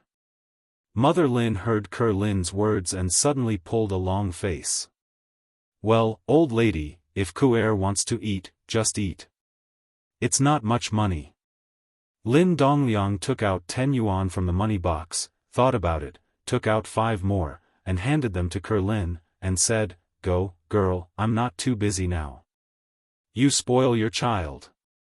Mother Lin saw that Lin Dongliang gave money to Ker Lin, and she was a little unhappy, but she didn't stop him. Ker Lin knew her family's situation.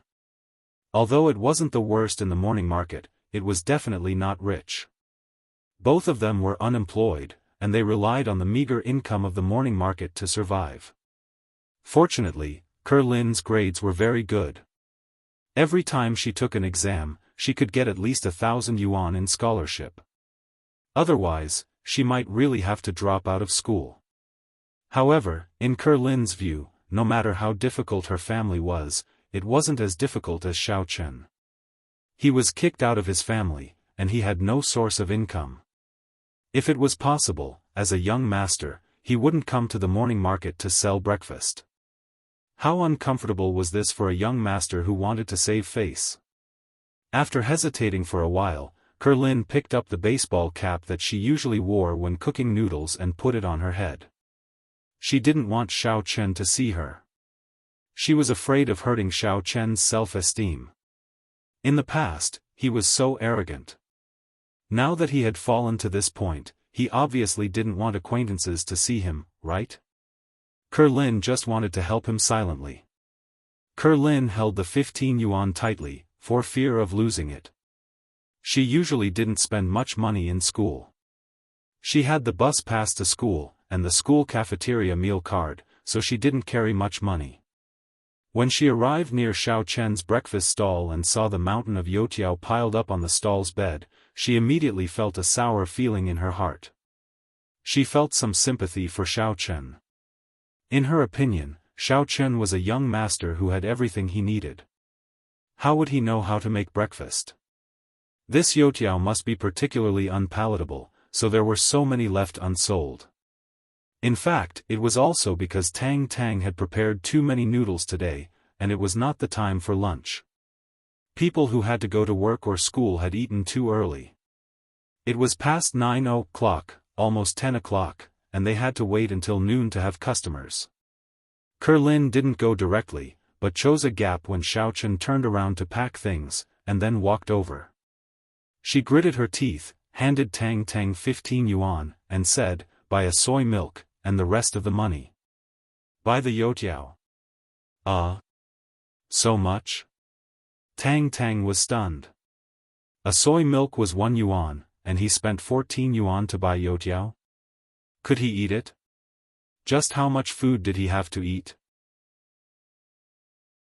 Tang Tang looked at Ker Lin's petite figure, and there were several "hello" written on her head. If it was given to Tang Tang and Xiaofan to eat, they could eat it, but was this person in front of her also a glutton? It didn't look like it. That my whole family ate it. Ker Lin also felt a little shocked by her behavior. She was afraid that Xiaofan would turn around, so she quickly made up an excuse. "My home is also out of the morning market, over there." "Oh." Tang Tang nodded, "Looking at your school uniform, you are either from the first or the second high school, right? We are classmates. Not only that, we are in the same industry, so I will give you more. Anyway, I can't sell it today, and I have to go to the exam later." As Tang Tang said, she gave Ker Lin about 3 bowls of soy milk and about 20 yuan of youtiao. "Thank you, sister. Are you all from the second high school?" Ker Lin asked carefully. Tang Tang nodded. She didn't know Ker Lin, and she was not guarded. Ker Lin saw that Xiaofan seemed to finish packing and was about to turn around, so she quickly took the things and turned to leave. "Goodbye, sister, I am afraid that I will be busy at home." "Oh, it's okay. Goodbye." Tang Tang didn't suspect anything. Xiaofan turned around and saw that most of the youtiao on the counter was gone. He was suddenly stunned. "The stall is about to close, but you sold so much?"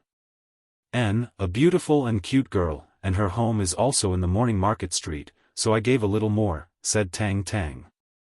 "Oh." Xiaofan nodded and began to continue packing things. Ker Lin returned to her family's noodle stall with soy milk and youtiao. When Mother Lin saw that Ker Lin bought so much, she was suddenly stunned and said angrily, D***mn girl, what did you buy so much for? Did you spend all the money? I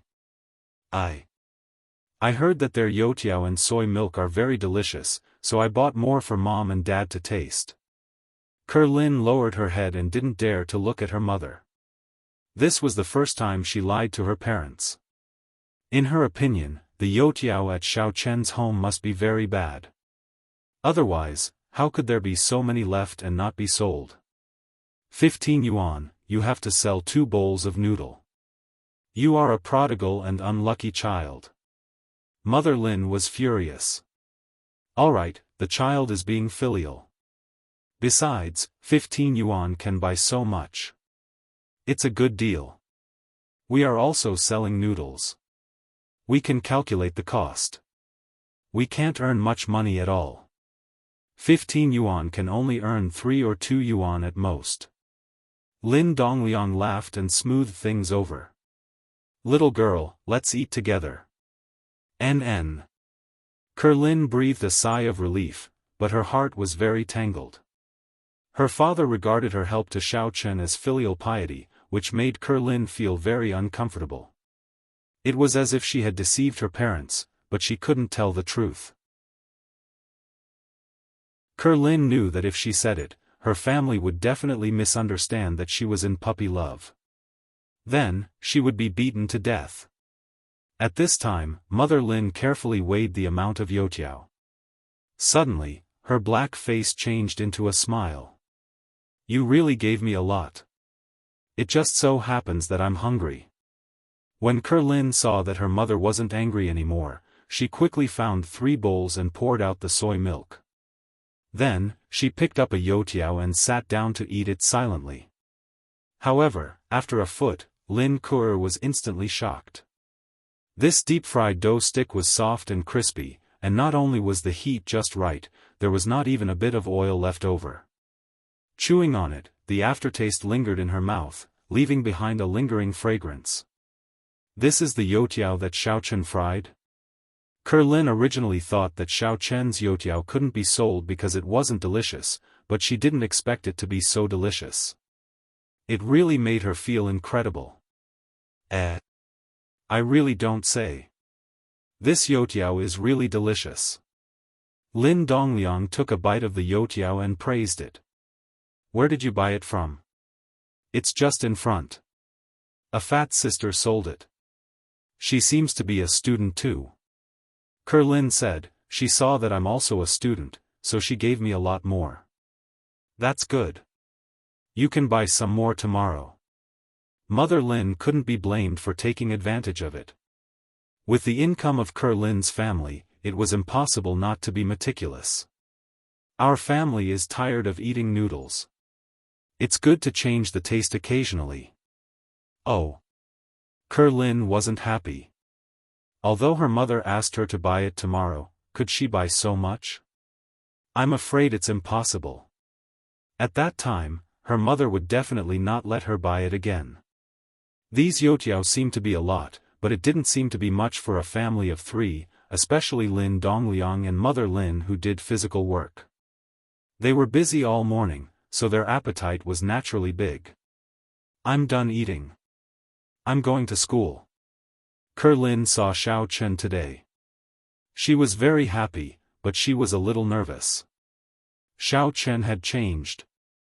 He was no longer the young master who did all kinds of evil.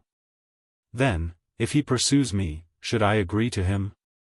Yes, in the eyes of Lin, Xiao Chen used to do all kinds of evil. She was very afraid of Xiao Chen.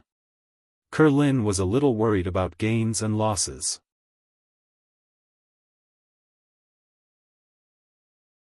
Chapter 91. Xiao Chen and Tang Tang closed the stall, packed the remaining fried dough sticks and soybean milk into several portions, and left the unfried dough sticks to the granny in the grocery store. Then, they went to school. The breakfast was for Zheng Xiaokuan, Cheng Menjing, and Jin Beibei. Anyway, Tang Tang and Cheng Menjing had met each other and knew each other's identity, so there was no need to be secretive. Walking into the school gate, the two saw the glittering Porsche Panamera in the parking lot. This kind of car was relatively rare in the number 2 middle school, because the number 2 middle school was not as rich as the number 1 middle school. Although there were many young masters from aristocratic families, Yu Xiaochuan was a hypocrite and did not want to drive such a luxury car because others would say that he was pretentious. Lu Zhenming wanted to drive this car, but his father did not allow him. Tycoon Jean Bebe's car? Tang Tang was stunned. Is it Tycoon Jean or Tycoon Jean Bebe? Who knows? This girl just likes to play tricks. Xiao Chen shook his head. Hey, Jean Bebe calls you cousin-in-law. How do you feel? Tang Tang could not help but ask. She had been holding back this question for a whole day. Jean Bebe? Cousin-in-law? Xiao Chen was slightly stunned. Then, he said with a bitter smile, what else can I feel? Cheng Menjing has to admit it first. She and I are old news. It seems that you know yourself. Tang Tang was very satisfied with Xiao Chen's answer. Don't be angry. I'm just afraid that you will fall into it. Don't worry. If there is a chance, I will let Bebe recognize you as her cousin, said Xiao Chen with a smile. Are you kidding me? Be careful, or I will blame you if I can't get married in the future. Tang Tang's heart skipped a beat for no reason. Okay. I'm afraid that I can't get married. However, Xiao Chen nodded with a straight face. I heard that the cost of having a wife now is 1 million. I don't have the money to buy a house or a car.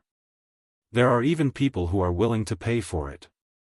I have to grab hold of them quickly. That's a deal. Tang Tang laughed. While they were talking, a Land Rover Range Rover passed by Xiao Chen and Tang Tang. The car almost brushed against Tang Tang, spilling the soy milk in Tang Tang's hand. Tang Tang stumbled and almost fell to the ground. However, the soybean milk was all over the Land Rover. The shiny body of the Land Rover was covered in a milky white sticky substance. Xiao Chen frowned and was about to lose his temper, but Tang Tang pulled his arm and motioned him not to be impulsive. Obviously, Tang Tang knew who the owner of the car was. Stupid bitch, don't you have eyes? Didn't you see my car coming? Although Xiao Chen didn't find trouble with him, the driver didn't let it go. He stopped the car directly, opened the door and jumped out. However, when he saw that the two people who dirted his car were Tang Tang and Xiao Chen, he was obviously stunned. And Xiao Chen also recognized who this person was. This person was Qi Zhigao, the youngest son of the Qi family, which was not one of the 4 big families and 5 small families. He was also the pursuer of Xiao Chen's younger sister, Xiao Chen. Before Xiao Chen was driven out of the Xiao family, this kid called him Brother Chen and was very respectful. Of course, that was in the past. Now Xiao Chen had nothing to do with the Xiao family. He became a street rat that everyone wanted to beat up. It was strange that Qi Zhigao respected Xiao Chen. Originally, Xiao Chen was still a waste, so it was even more impossible for him to respect him.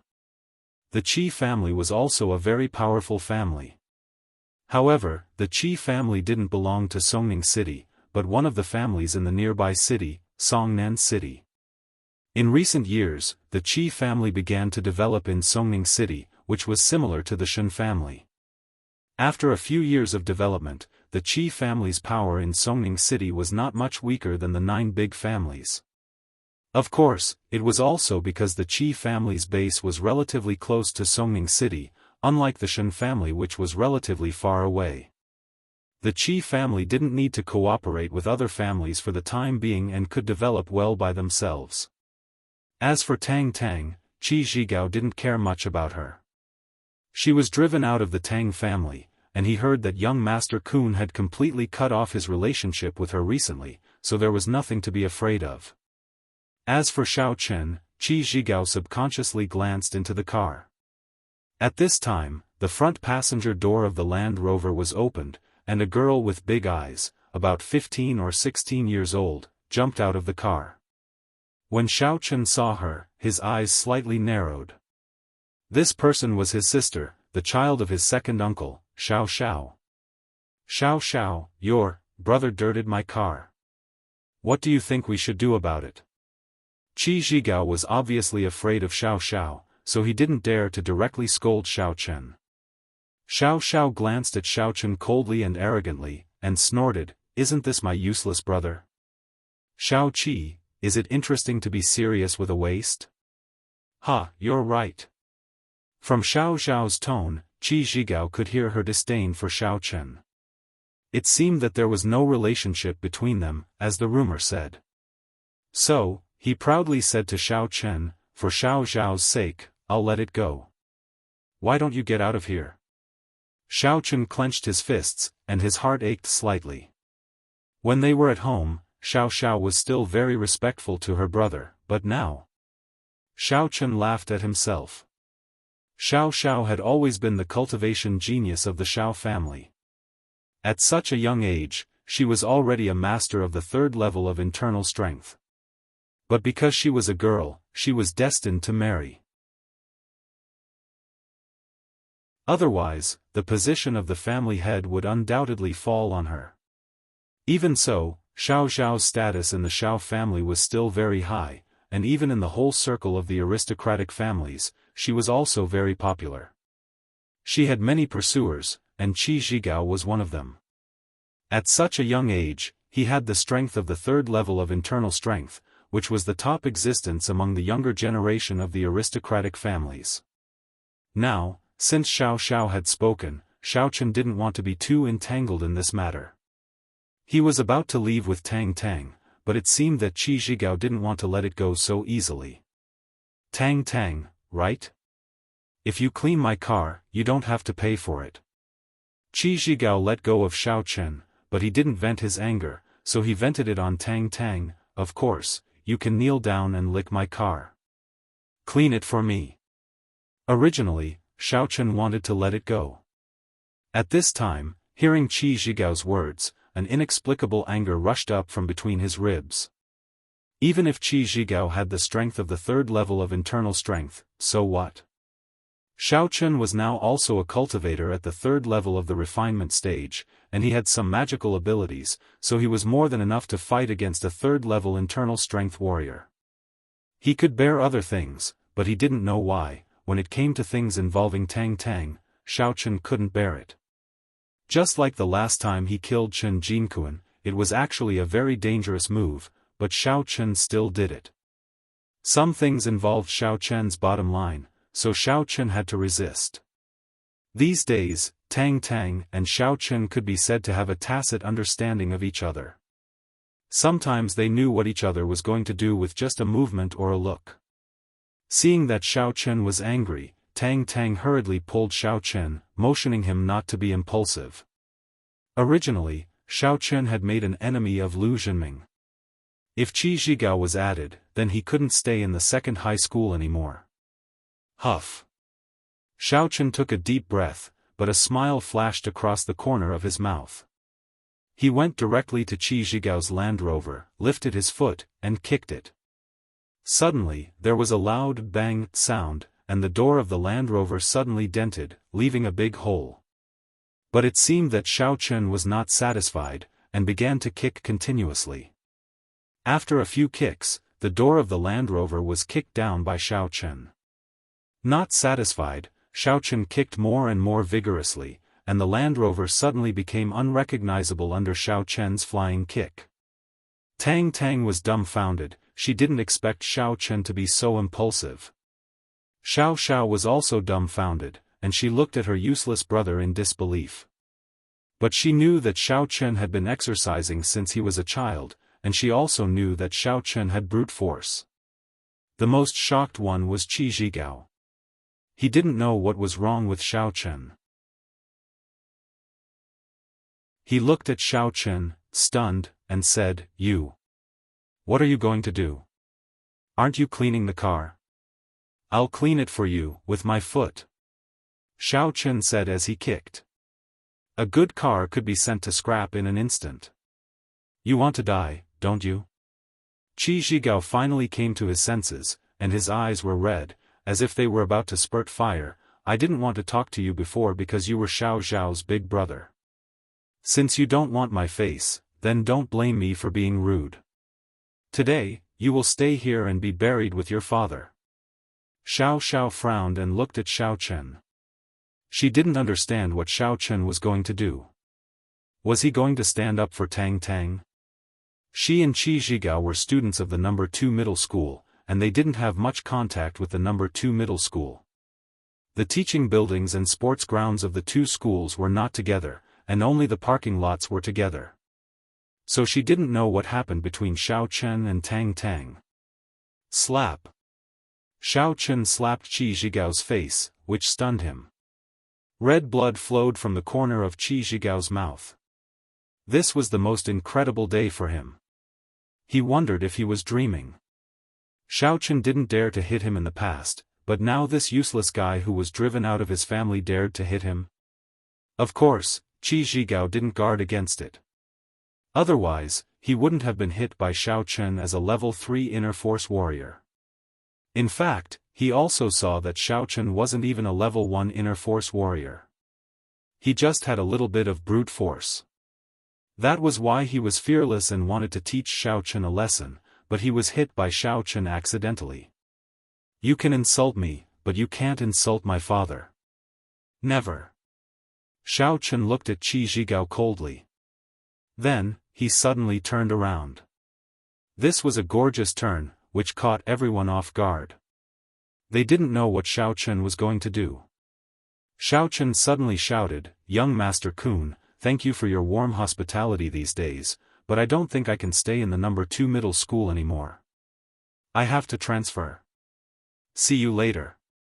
Xiao Chen's divine sense was very strong.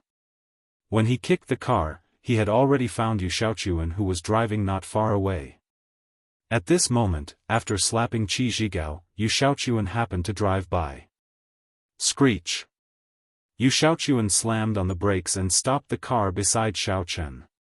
He hurriedly got out of the car and asked, "What's wrong, Xiao Chen?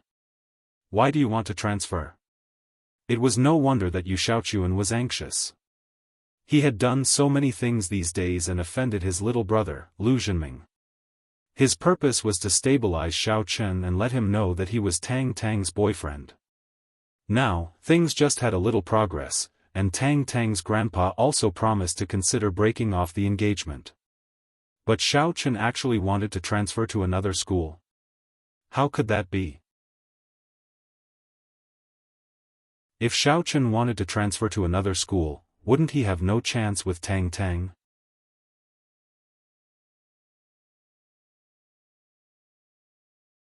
Chapter 92. Qi Zhigao was about to teach Xiao Chen a lesson. When he saw Yu Xiaochuan, he had to stop. In the school, Yu Xiaochuan's prestige was still very high. Qi Zhigao was also his younger brother, so he was the first to know that Yu Xiaochuan and Tang Tang had broken up their relationship. That was why he dared to humiliate Tang Tang. Otherwise, he would not dare to act recklessly. There are too many bullies in this school. This young Master Qi is going to kill me. I'm studying how to escape. Xiao Chen said with a bitter face. Yu Xiaochuan was stunned. He turned to look at Qi Zhigao and was also shocked. Why is Qi Zhigao's mouth full of blood? What's wrong? Zhigao, what's the matter? You are. Brother Xiaochuan, you have to help me. Qi Zhigao's mouth was leaking air. His cheeks were swollen, and he could not speak clearly. What the hell is going on?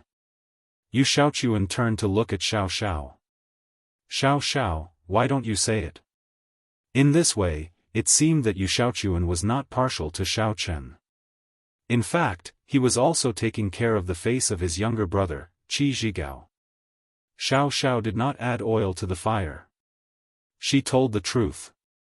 She said that Qi Zhigao hit Tang Tang with his car, and then insulted Tang Tang and Xiao Chen. Then, Xiao Chen said that Qi Zhigao's car was smashed, including the last slap. Perhaps Xiao Xiao knew that it was not good to lie in front of Xiao Chen and Tang Tang in front of Yu Xiaochuan, so she told the truth. After listening to Xiao Zhao's words, Yu Xiaochuan suddenly breathed a sigh of relief. If Xiao Chen was unreasonable, he would not be able to stand up for him today. But now, he said to Qi Zhigao with a slightly gloomy face, "Zhigao, this is your fault. You hit someone. How can you still be so tough? We, the children of aristocratic families, should be upright, righteous, and can't bully others. So, this matter can be regarded as a punishment to both sides. What do you think?" These words came out of Yu Xiaochuan's mouth, and it didn't seem abrupt. Yu Xiaochuan had always claimed to be a gentleman and a righteous leader among the children of aristocratic families. So, although Qi Zhigao was somewhat dissatisfied, he couldn't refute it. "Brother Xiaochuan, I was wrong before, but Xiao Chen beat me and smashed my car. Isn't this a bit too much? You bumped into Tang Tang and she hit you, so it's a tie." Yu Xiaochuan glanced at Qi Zhigao's broken car and the corner of his mouth twitched. "Your car? How about this? I'll buy you a new one. No matter what, Xiao Chen is my good brother. Let's just forget about it." Qi Zhigao was stunned. Previously, he didn't say anything, but now Yu Xiaochuan seemed to be protecting Xiao Chen. He even wanted to pay for Xiao Chen's car. What was he thinking? Could it be that Xiao Chen had some powerful background? Otherwise, Yu Xiaochuan wouldn't be like this. "Xiao Chen, Tang Tang, since it's all right, you can go first. The exam is coming soon. Go prepare for it." Yu Xiaochuan intended to send Xiao Chen and Tang Tang away and talk to Qi Zhigao and Xiao Xiao alone. "Oh, since young Master Kun is your guarantor, then I won't transfer. But if I have any difficulties, young Master Kun must help me solve it." Xiao Chen patted Yu Xiaochuan's shoulder and said. "Okay, no problem." Yu Xiaochuan took a deep breath and nodded. His heart was very depressed. If King dumped a fiancé. It's not easy for me. After Xiao Chen and Tang Tang left, Yu Xiaochuan lowered his voice and said to Qi Zhigao, "Zhigao, I'm sorry to let you suffer." "Brother Kun, what the hell are you doing?" Qi Zhigao was confused. "I've been thinking about breaking off the engagement these days. Now that Tang Tang has another family to pick her up, it's a good opportunity. If something happens to Xiao Chen, no one will pick her up and she will come back to me. How can I break off the engagement?" Yu Xiaochuan smiled bitterly and said, "Zhigao, you should understand me. I'll buy you a better car." Well. Qi Zhigao was a little unhappy, but he didn't show it on the surface. "Since there's a reason, then forget it. How can I let Brother Kun buy a car?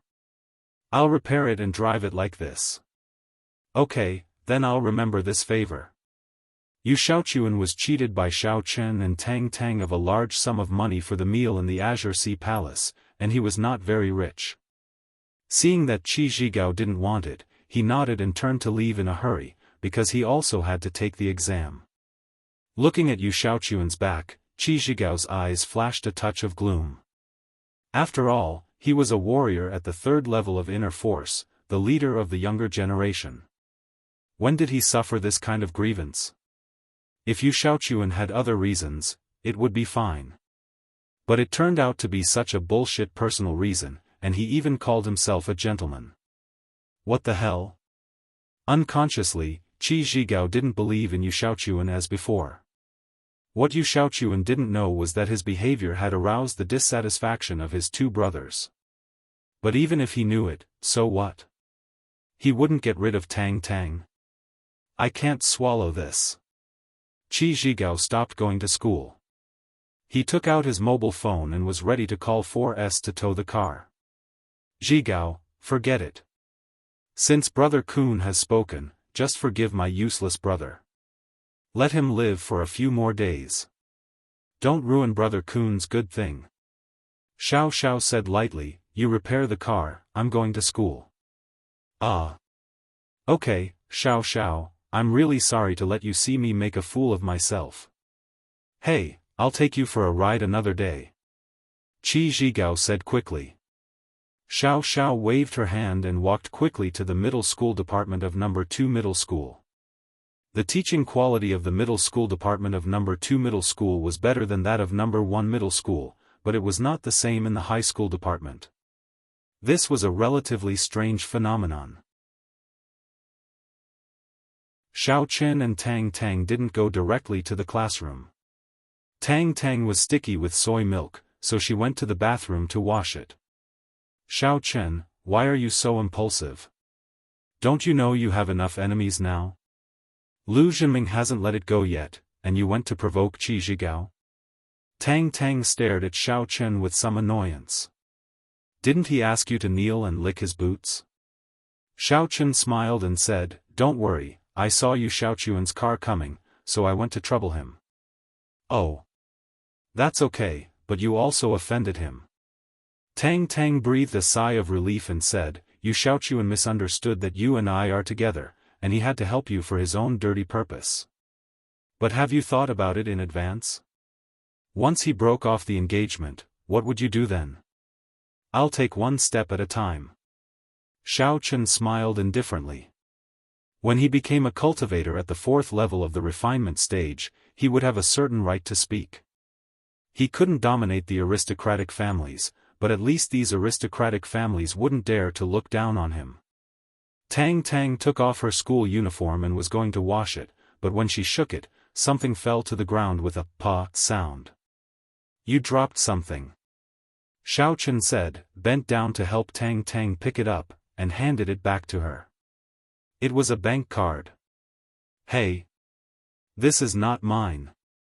Tang took the bank card and was stunned. Her card didn't belong to this bank at all. It fell out of your pocket, so it should be right. Xiaochen also felt a little strange. He picked up the bank card and looked at it. There was a label on the back of the bank card with 6 numbers written on it, which was obviously the password of the card. Who put the card with me? There's even a password?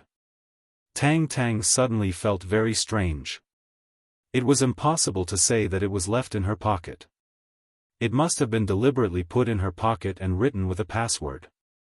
Obviously, it was for her. Who knows?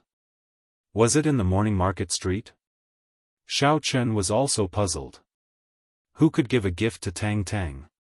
Wait, there's a note in my pocket. A card fell out of Tang's pocket, so she reached out and fumbled in her pocket, only to find a piece of paper that was soaked by someone. The handwriting on the note was a little blurred because Tang had just soaked her clothes in the pool. But if you looked carefully, you could still vaguely see what was written on it. Give it to Xiaochen.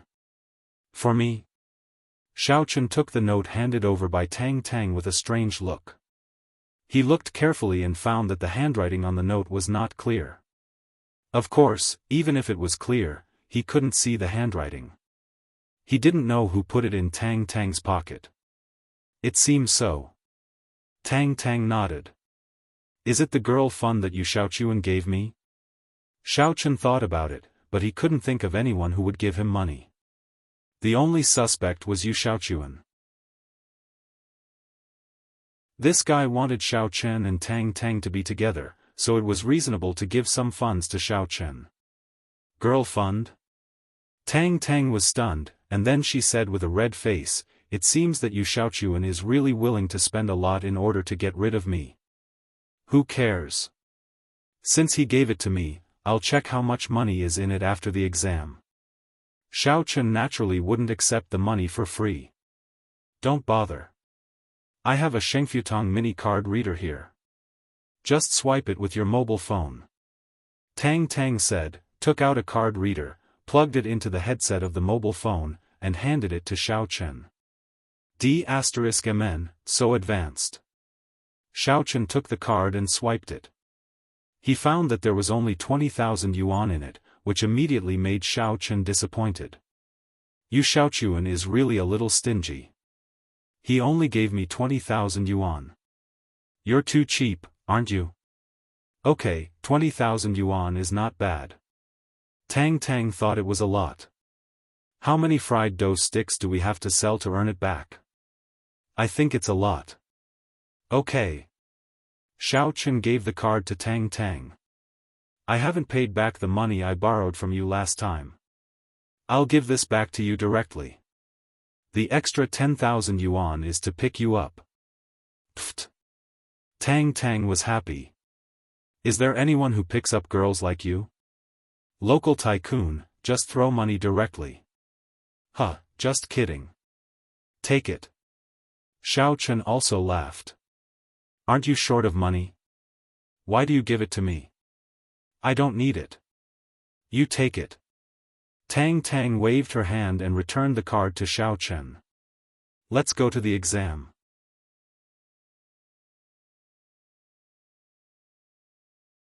Chapter 93. Xiaochen did not refuse anymore. It was not a lot of money, but it was still something. He had just gotten the third dose of medicine, and he did not know where the fourth dose was yet. Xiaochen found that his life was so miserable. He had been thinking about how to make money every day. One dose of medicine could last him for 3 days. It was too little. After they came to the classroom, she gave a bag of fried dough sticks to Zheng Xiaokuan and gave the rest to Cheng Menjing and Jin Beibei. Cheng Menjing did not want any, but Jin Beibei did not refuse. She took one out and stuffed it into her mouth. The fried dough sticks are delicious. Cousin Menjing, you should have some, too. I'm not eating them. You can eat them yourself. Cheng Menjing was somewhat speechless. The more she looked at Jin Beibei and Xiaochen, the more she found them to be a perfect match. The two gluttons knew nothing but food. However, after watching for a while, she found that Jin Beibei enjoyed the fried dough sticks. She could not help but tear a small piece and chew it in her mouth. It was indeed delicious and tasty. Menjing, are you eating fried dough sticks? I haven't had breakfast yet. Can you give me some? Lu Zhenming was about to approach Cheng Menjing when he smelled the fragrance of the fried dough sticks. So, he grabbed one and stuffed it into his mouth. Cheng Menjing looked at him but did not say anything. You have to pay for fried dough sticks, Jin Beibei said. You have to pay? Lu Zhenming was dazed. Didn't I invite you to the Blue Sea Palace for dinner? Did you spend the money? Wasn't it you, Xiaochuan? Jin Beibei asked back. Well. How much is it? I'll buy it. Lu Zhenming had no choice but to say. He had already eaten the fried dough sticks. It was not like he could spit them out. Besides, wouldn't it be shameless? He had lost a lot of points in front of Cheng Menjing recently, and he was trying to make up for it. 1,000, Jin Beibei said. Ga. Lu Zhenming almost blurted out the half-chewed youtiao, but he remembered that this youtiao was extremely expensive, so he forced himself not to drop it on the ground. Did I hear wrongly? This is a fried dough stick, not a gold bar. Yes, Jin Beibei's youtiao, or gold bar for short. Jin Beibei said, give me the money. Okay, we'll do it together later. Lu Zhenming did not want to argue with Jin Beibei because the more he argued, the more losses he would suffer. Therefore, he might as well buy peace of mind with money. After all, it was only 1,000 yuan. For ordinary people, it was a sky-high price, but for Lu Zhenming, he could afford it. To be honest, this fried dough stick was really delicious. It was even more delicious than the youtiao that Lu Zhenming had eaten before. This was the only comfort. The youtiao that cost 1,000 yuan was indeed different. Menjing, this fried dough stick is quite delicious. Where did you buy it? Should I buy some for you someday?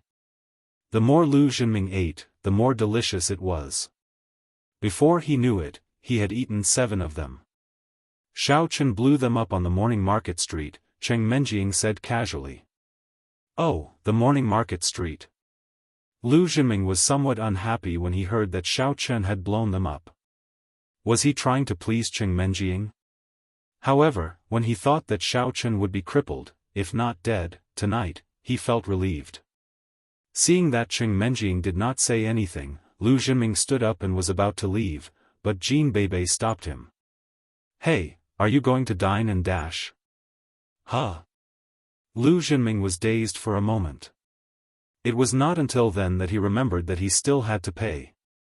Having no choice, he took out his wallet and counted 7,000 yuan, planning to give it to Jin Beibei. "What about the 93,000 yuan you owe me last time? Why don't you give it to me together?" Jin Beibei, however, simply snatched Lu Zhenming's wallet and poured out all the cash inside. She counted it and found that it was only slightly more than 10,000 yuan. She could not help but sniff. "Pauper. Consider this the interest. 7,000 plus 93,000. That's exactly 100,000. Just give it back to me as soon as possible." Lu Zhenming felt that the world was swirling. Fury was rising from his asshole, and he almost went on a rampage on the spot. However, when he realized that Jin Beibei was not someone to be messed with, and she was also someone close to Qing Menjing, he realized that it would not do him any good to piss her off. "All right. I'll give it back to you as soon as possible, all right. You must act fast, or the interest will be multiplied." Jin Beibei extended her hand and made a gesture. Lu Zhenming staggered and almost fell. Not only did he overpay for a few fried dough sticks, he had also received 100,000 yuan from a loan shark in the blink of an eye. Zheng Xiaokuan couldn't stop complimenting the fried dough sticks. "Tang Tang, your cooking skills have improved. They were never as delicious before. Now that they are cold, they are still so soft and crisp. It's Xiao Chen's cooking skills." Tang Tang shrugged. "I had soybean milk, but somebody spilled it. I'll bring it to you next time." "Not bad, Xiao Chen. The student has surpassed the master. The disciple has surpassed the master." Zheng Xiaokuan did not ask too many questions. He thought that it was just a regular accident, but he did not realize that such a great conflict had taken place earlier. "It's not too bad. You can go there in the morning. The freshly cooked ones are delicious," said Xiao Chen. "All right. I'll go and help when I have time. However, you know my family's situation. My dad asks me to do morning exercises every day. I can't run away from home." Zheng Xiaokuan was somewhat upset. "Right, Xiao Chen, there's one more thing that I haven't settled with you yet. You kept it a secret from me for a long time. You are Xiao Chen from the Xiao family?" Xiao Chen was slightly dazed. He looked at Tang Tang. "I told him last night. Anyway, Lu Zhenming knows it. This matter will spread in the circle of aristocratic families sooner or later," said Tang Tang. Xiao Chen thought it was true. There were no secrets in the circle of aristocratic families. Since Lu Zhenming knew it, Zheng Xiaokuan would know it soon. He could not help but smile bitterly. "I just want to keep a low profile. I'm so miserable. There's nothing to flaunt." "That's true." Zheng Xiaokuan nodded. "I didn't expect that we used to be at the same level. But you and Tang Tang have similar backgrounds. Both of you were divorced and driven out of the family. No wonder you have so much in common." Speaking of this, Zheng Xiaokuan felt a little sad. Now it seemed that Xiao Chen and Tang Tang were getting closer and closer to each other. In his position, it was even easier for Xiao Chen to pursue Tang Tang. The identity of the aristocratic family was glorious, but sometimes it was also a kind of restraint. "In fact, it doesn't matter if I'm from the Xiao family. As long as you think highly of me, we are good buddies," said Xiao Chen with a smile. "That's true." Zheng Xiaokuan nodded. "I used to admire Tang Tang, but now in front of you, I have to say that I admire you. Your psychological adaptability is really strong. strong? Xiao Chen smiled bitterly. If it weren't for his previous disguise, and if he hadn't met the elder heaven ancestor, would he really jump off the cliff and commit suicide? Maybe not, but he would never be so confident. The exam preparation bell rang. This time, Xiao Chen directly turned off his phone to prevent Lu Xinming from playing any tricks. However, at this moment, Lu Xinming pinned all his hopes on the underground fighting competition at night, and he did not spend any time to study other things. The exam in the morning passed in the blink of an eye, and Lu Xinming did not play any tricks either. After handing in the papers, Xiao Chen, Tang Tang, and Zheng Xiaoquan prepared to go out for lunch. However, hardly had they walked to the gate of the school when Xiao Chen's phone, which had just been turned on, rang. Glancing at the caller ID, he found that it was Jean Beibei. Xiao Chen hurried to pick up the phone. "Beibei, what's up?" "Cousin-in-law, bad news. My car is lost." Jean Beibei's scream came over from the other side of the phone. "What? Your car is lost?" Xiao Chen was slightly dazed. Yes. The car of the rich Jean Beibei is parked in the parking lot of the school. But when cousin Menjing and I were going to go out for lunch, the car disappeared when we came to the parking lot. Jean Beibei said in a hurry, "Cousin-in-law, do you think my car was kidnapped by aliens?" Xiao Chen was somewhat lost for words. "Did someone steal your flashy car?" "Maybe. That's why I'm here to ask for your help." "Cousin-in-law, you are a transformer. You can certainly help me find it, right?" Jean Beibei remembered that Xiao Chen had helped Cheng Menjing find the bracelet. "All right. Wait for me." Xiao Chen hung up the phone. He could only look at Tang Tang and Zheng Xiaoquan apologetically. "Jean Beibei's car is lost. She asked me to go there. I'll go and take a look." "Why did she ask you for help when her car was lost?" Tang Tang frowned, not very happy. "Why do they always ask you for help? Do they think you are omnipotent?" He. Xiao Chen smiled unconcernedly. "Am I not a servant?" Zheng Xiaoquan was dazed for a moment. "What servant?" "Xiao Chen, what's going on exactly? Why did Jean Beibei ask for you when she lost her car?" "Tang Tang, you didn't tell him?"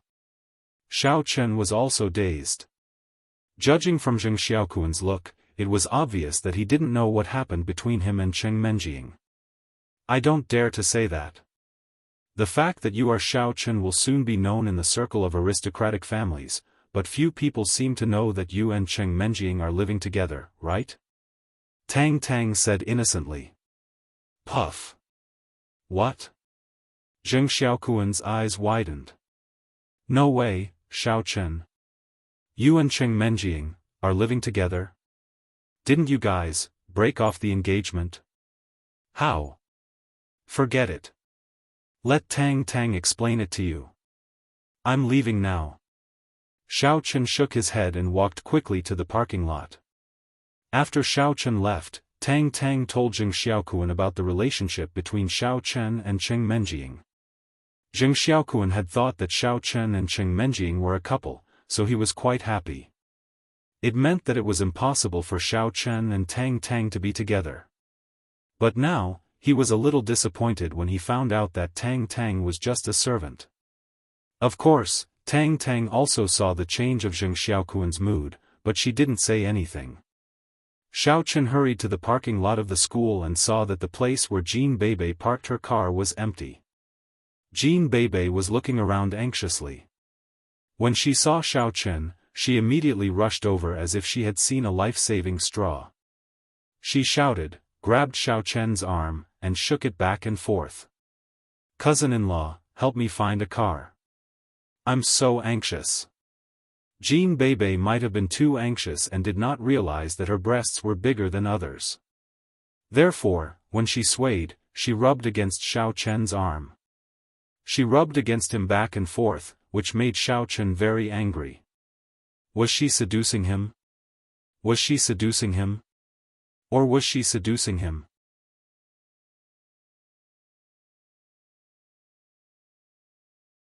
Chapter 94. Bebe. I can help you find a car, but don't tempt me with a boob push.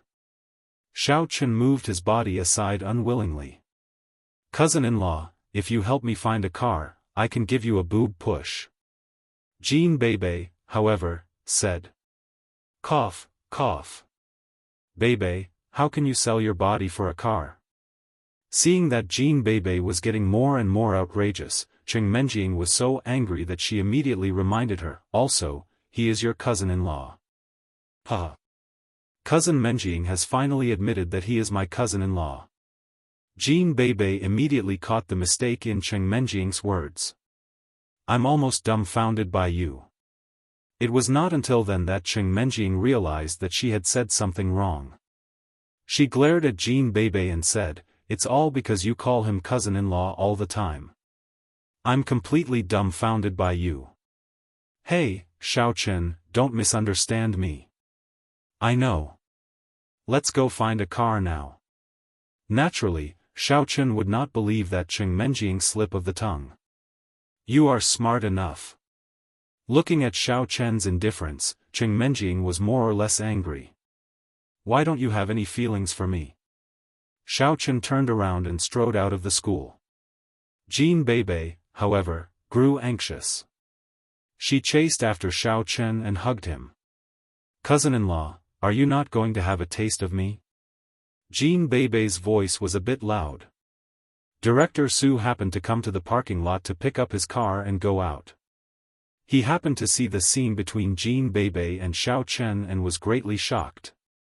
Had Cheng Menjing broken off the engagement with Xiaochen and hooked up with Jean Bebe? The Jean family where Jean Bebe was from was also a famous family. It seemed that he could not afford to piss off Xiaochen. Offending Jean Bebe was even more troublesome than offending Cheng Menjing. Jean Bebe called Xiaochen her cousin-in-law. What was the meaning of this? Could it be that the engagement between Cheng Menjing and Xiaochen was fake? Was it done for outsiders? Didn't that mean that these two sisters were Xiaochen's? The circle of nobles was really messy. However, Director Su didn't dare to say anything. He could only pretend that he didn't see it. He got in the car and drove away. Hugged by Jean Bebe, Xiaochen was dazed for a moment. What's that smell? Cousin-in-law, didn't you take advantage of Cousin Menjing and found the bracelet by smelling her? Didn't you also have to smell my scent when you helped me find a car this time? After that, I'll take advantage of them. Jean Bebe said matter-of-factly. Xiaochen's face darkened. When he saw the eldest Mrs. unfriendly expression, he quickly said, when did I take advantage of Menjing? I was really looking for the bracelet. Then why can you find a car without smelling me? Jean Bebe asked back with a smile. Hearing that, Cheng Menjing stared at Xiaochen, too, ready to burst into fury. Yes. If Xiaochen could find a car without smelling Jean Bebe, wouldn't he be taking advantage of her on purpose by looking for the bracelet? It's true that I was looking for a car with the perception of smell, but you were not the only one who sat in your car. Menjing sat in it, too. Xiaochen explained with a bitter smile, I've remembered Menjing's smell very clearly. So, I don't need to smell you anymore. Is that so? Jean Bebe was immediately disappointed. He. Why do you remember my smell? Although Cheng Menjing said that, she was actually quite happy. Xiaochen, are you finally paying attention to me? Otherwise, why would you remember my smell?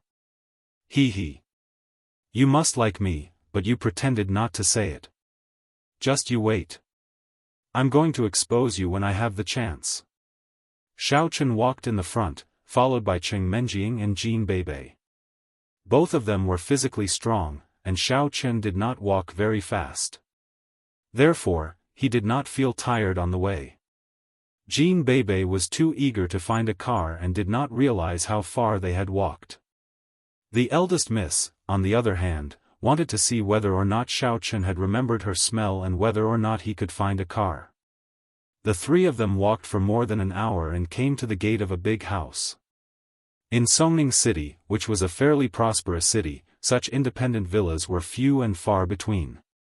Other than independent villas, buildings with gardens and courtyards were even rarer.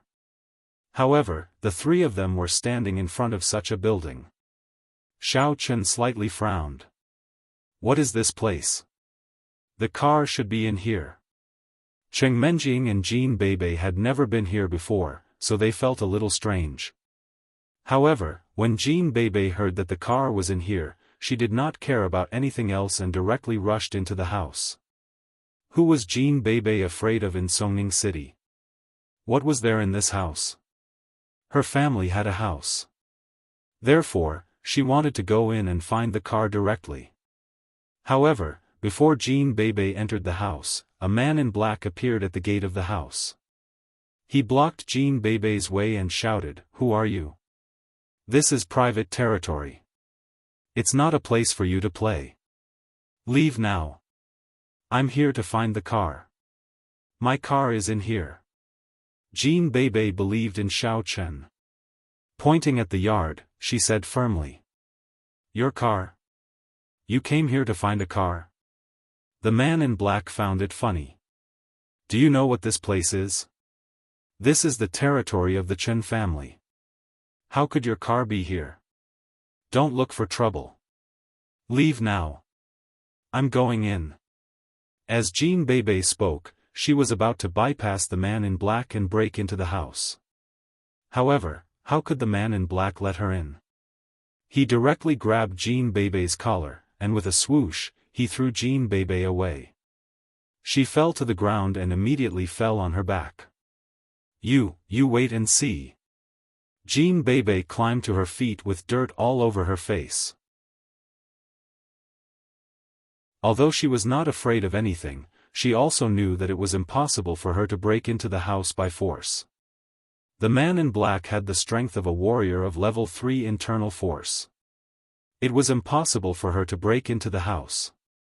Moreover, when Jean Bebe heard that this was the territory of the Chen family, she immediately realized that her car had been taken back by Chen Jinpeng. Bastard! Cheng Menjing and Xiaochen also heard what the man in black said. When they saw that the man in black had thrown Jean Bebe out, they were a little annoyed. Xiaochen was wondering if he should teach the man a lesson. However, this was the territory of the Chen family, and he was afraid that his strength would be exposed. It seemed that he could only think of a way in secret.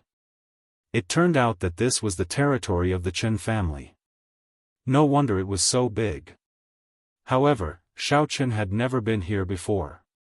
At that time, Chen Jinpeng was only a young master and was not qualified to invite him to his home.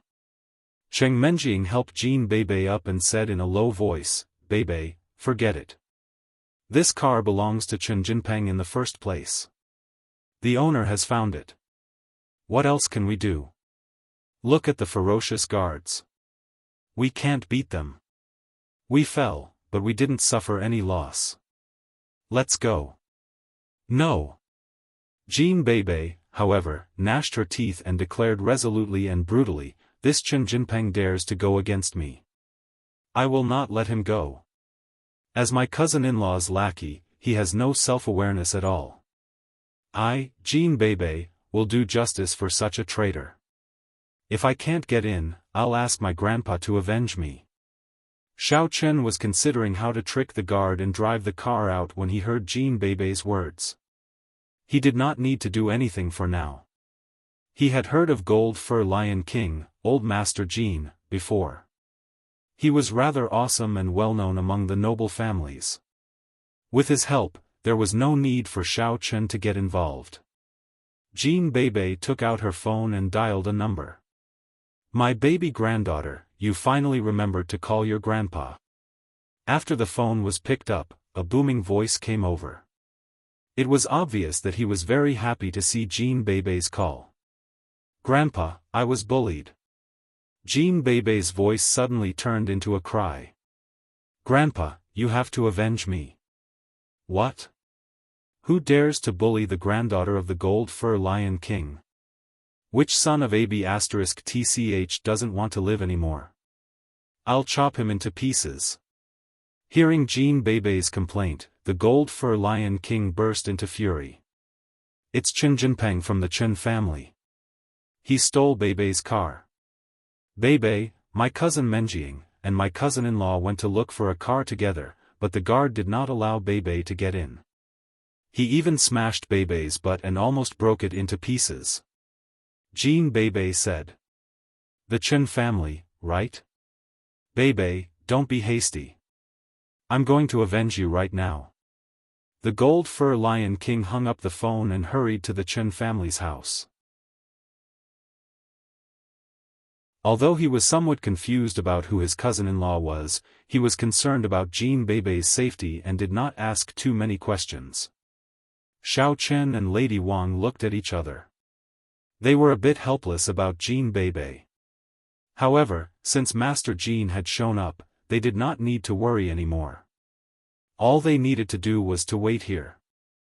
Although Jean Beibei had called for help, the guard in black did not hear her clearly and did not care about her at all. This was the territory of the Chen family. Who dared to make trouble here? Even if there were 10 more of them, they would not be able to break in.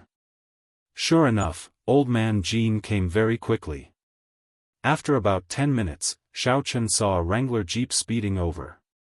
The person sitting in the front passenger seat had a head of fluttering golden hair. It was Old Man Jean, Golden Fur Lion King. Beibei, how are you? Master Jean jumped out of the car and went to check on Jean Beibei.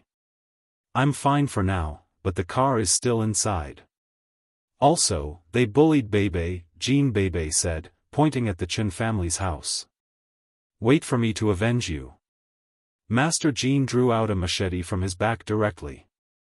He pointed at the gate of the Chen family's house and shouted, Martial God Chen, you old man, come out now and die. At this time, the black-clothed man was also shocked by Old Master Jin's aura. Old Master Jean was a person that all the aristocratic families were wary of. The black-clothed man also recognized him. Suddenly, he did not dare to breathe loudly. Could it be that the little girl he had lost was Old Master Jin's granddaughter? I'm doomed. I'm doomed. Master Jin's lion's roar was one of the martial arts techniques that he was famous for. The deafening sound shook the entire Chen family's house as if there was a minor earthquake. You're tuning in to the Xiaofan's Wuxia Tales YouTube channel. Don't forget to subscribe and join us on this journey to catch the most captivating stories.